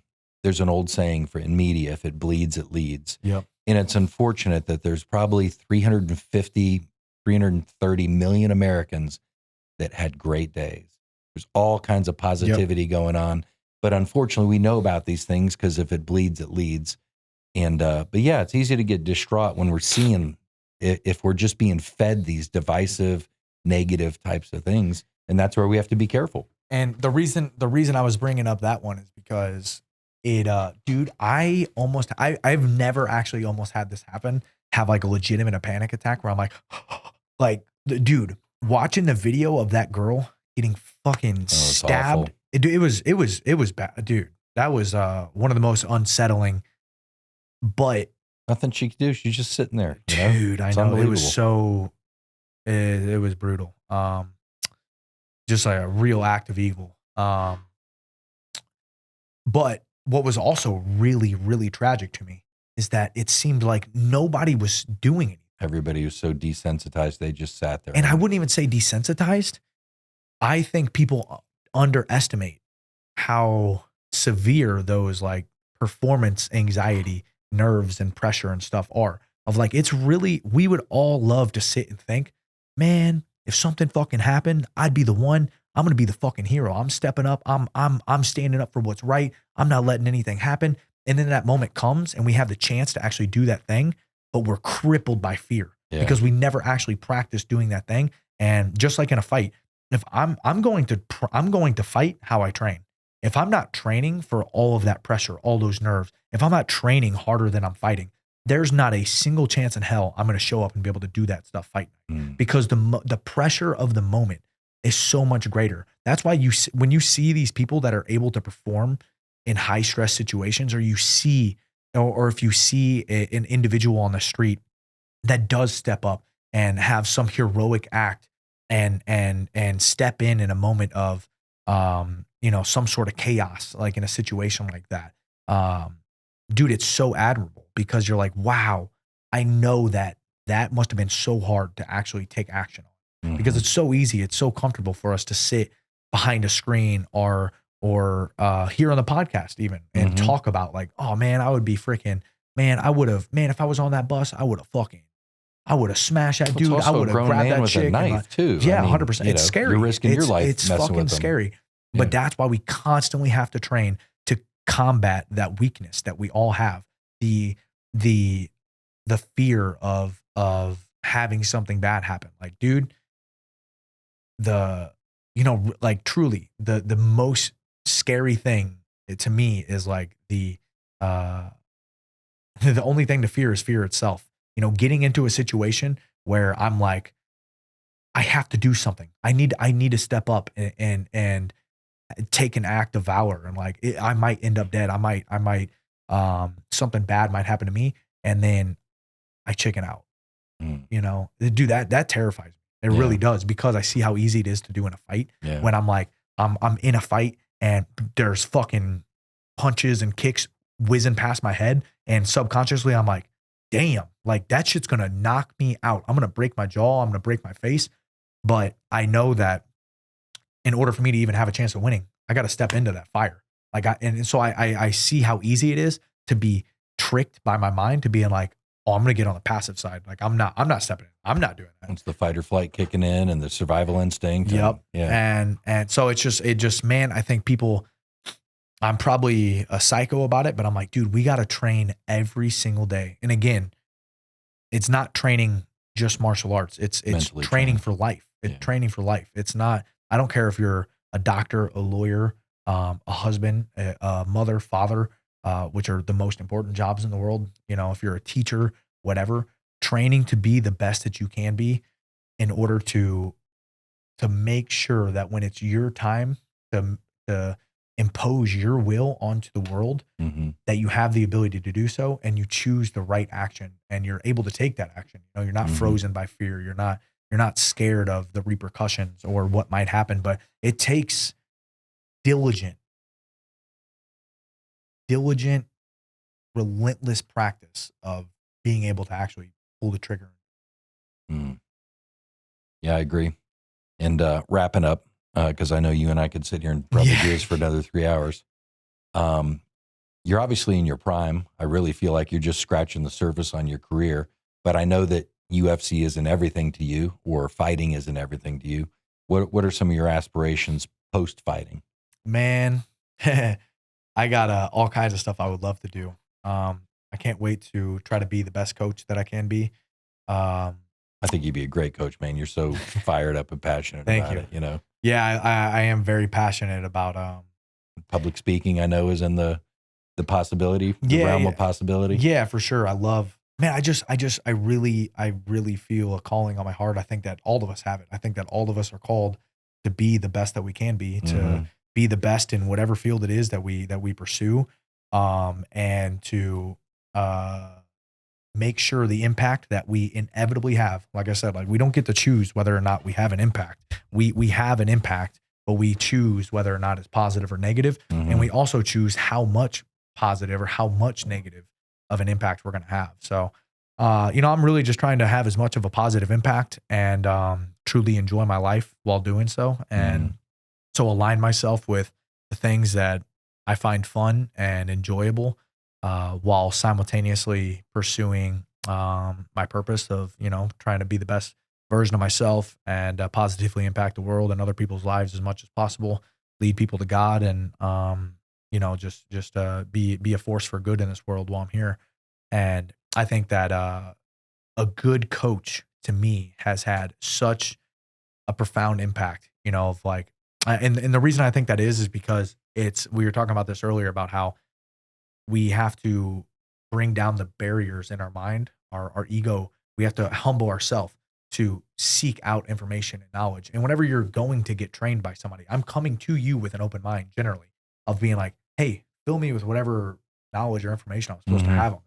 So it's so easy to make a big impact because they're literally seeking you out to get information from you. So I think it's my job, especially now, to be the best that I can be. So for when it is my time to be able to be the one that passes on information, I'm giving them the best quality of information that I can to help them to live the best life they can, to positively impact the people they have an immediate impact on, that those people are also going to go out into the world and make an impact on others. So, but yeah, coaching is a great way to do that. I love fighting. I love this game. I love martial arts. And what a better way, like I was saying, I think it's the best tool for individuals to use to master themselves. And ultimately I want to have a gym that is predicated on building people, not just fighters. But I don't care if you're, a lawyer or a mother, or like I was saying, whatever it is, if you're a chef in a kitchen and you want to be the best fucking chef you can be, I want you to come in and train martial arts to hone yourself to where, I have no idea. I'm just making this up off the top of my head. But like if I'm a chef in a kitchen and we got fucking 15 orders coming in and I'm behind, somebody just dropped a pot of soup or something, and I'm like, now we're behind. Instead of getting flustered and like, fuck, what am I going to do? Like, we're like, hey, it's good. We're good. Yeah. Emotional control. But what's the next best step? Let's go. Let's rock this out. If you're fucking serving in the military, God bless you. Come train, improvise. Yeah. Come train at the gym and work on that emotional regulation of like being under fire. I can see you building community. That I could see that being a big part of whatever you get into. Yeah, that's definitely. I'm hoping to kind of start working on something like that soon. Hopefully, have some sort of online community to where, just a group of people that love to try to be better in anything and share wins and sharpen each other. Just like this. Take our minds to the gym per se. And but yeah, man, I got a lot of I would love to go back to school. It's so funny because I went to college for like 12 minutes whenever I got out of high school. I did one semester. And I was, the only other thing I've ever wanted to do outside of fighting was to be a special education teacher. So I was going for special education. And I ended up just being like, man, I don't want to be in school. Like, I'm going to go fucking move to California and chase my dreams, Yeah. and thank God I did. But I didn't care about learning. I didn't care about school. What's funny now is fast forward now, I'm like, I'm so obsessed with the mind because I think it's literally everything. Cause even all the physical stuff that I do, it's my mind telling my body what to do. So I'm like, oh, it's literally just all the mind. Every single bit of everything we do ever is the mind. And, because even the physical, when it's me getting myself to get up and go to training to train the physical, I have to talk myself into it. The minds came before the physique. 100%. The athletic. But I would love to go back to school now because I'm in love with learning. I would love to learn about biology, kinesiology, even history, whatever. I just like learning about anything, Yeah. So anyways, a lot of stuff I want to get into, but got to keep my eyes focused on being the best I can be with what I'm doing right now. Yeah. Awesome. Well, great things are ahead. And I guess I don't feel bad for your opponents. You're going to help them get better.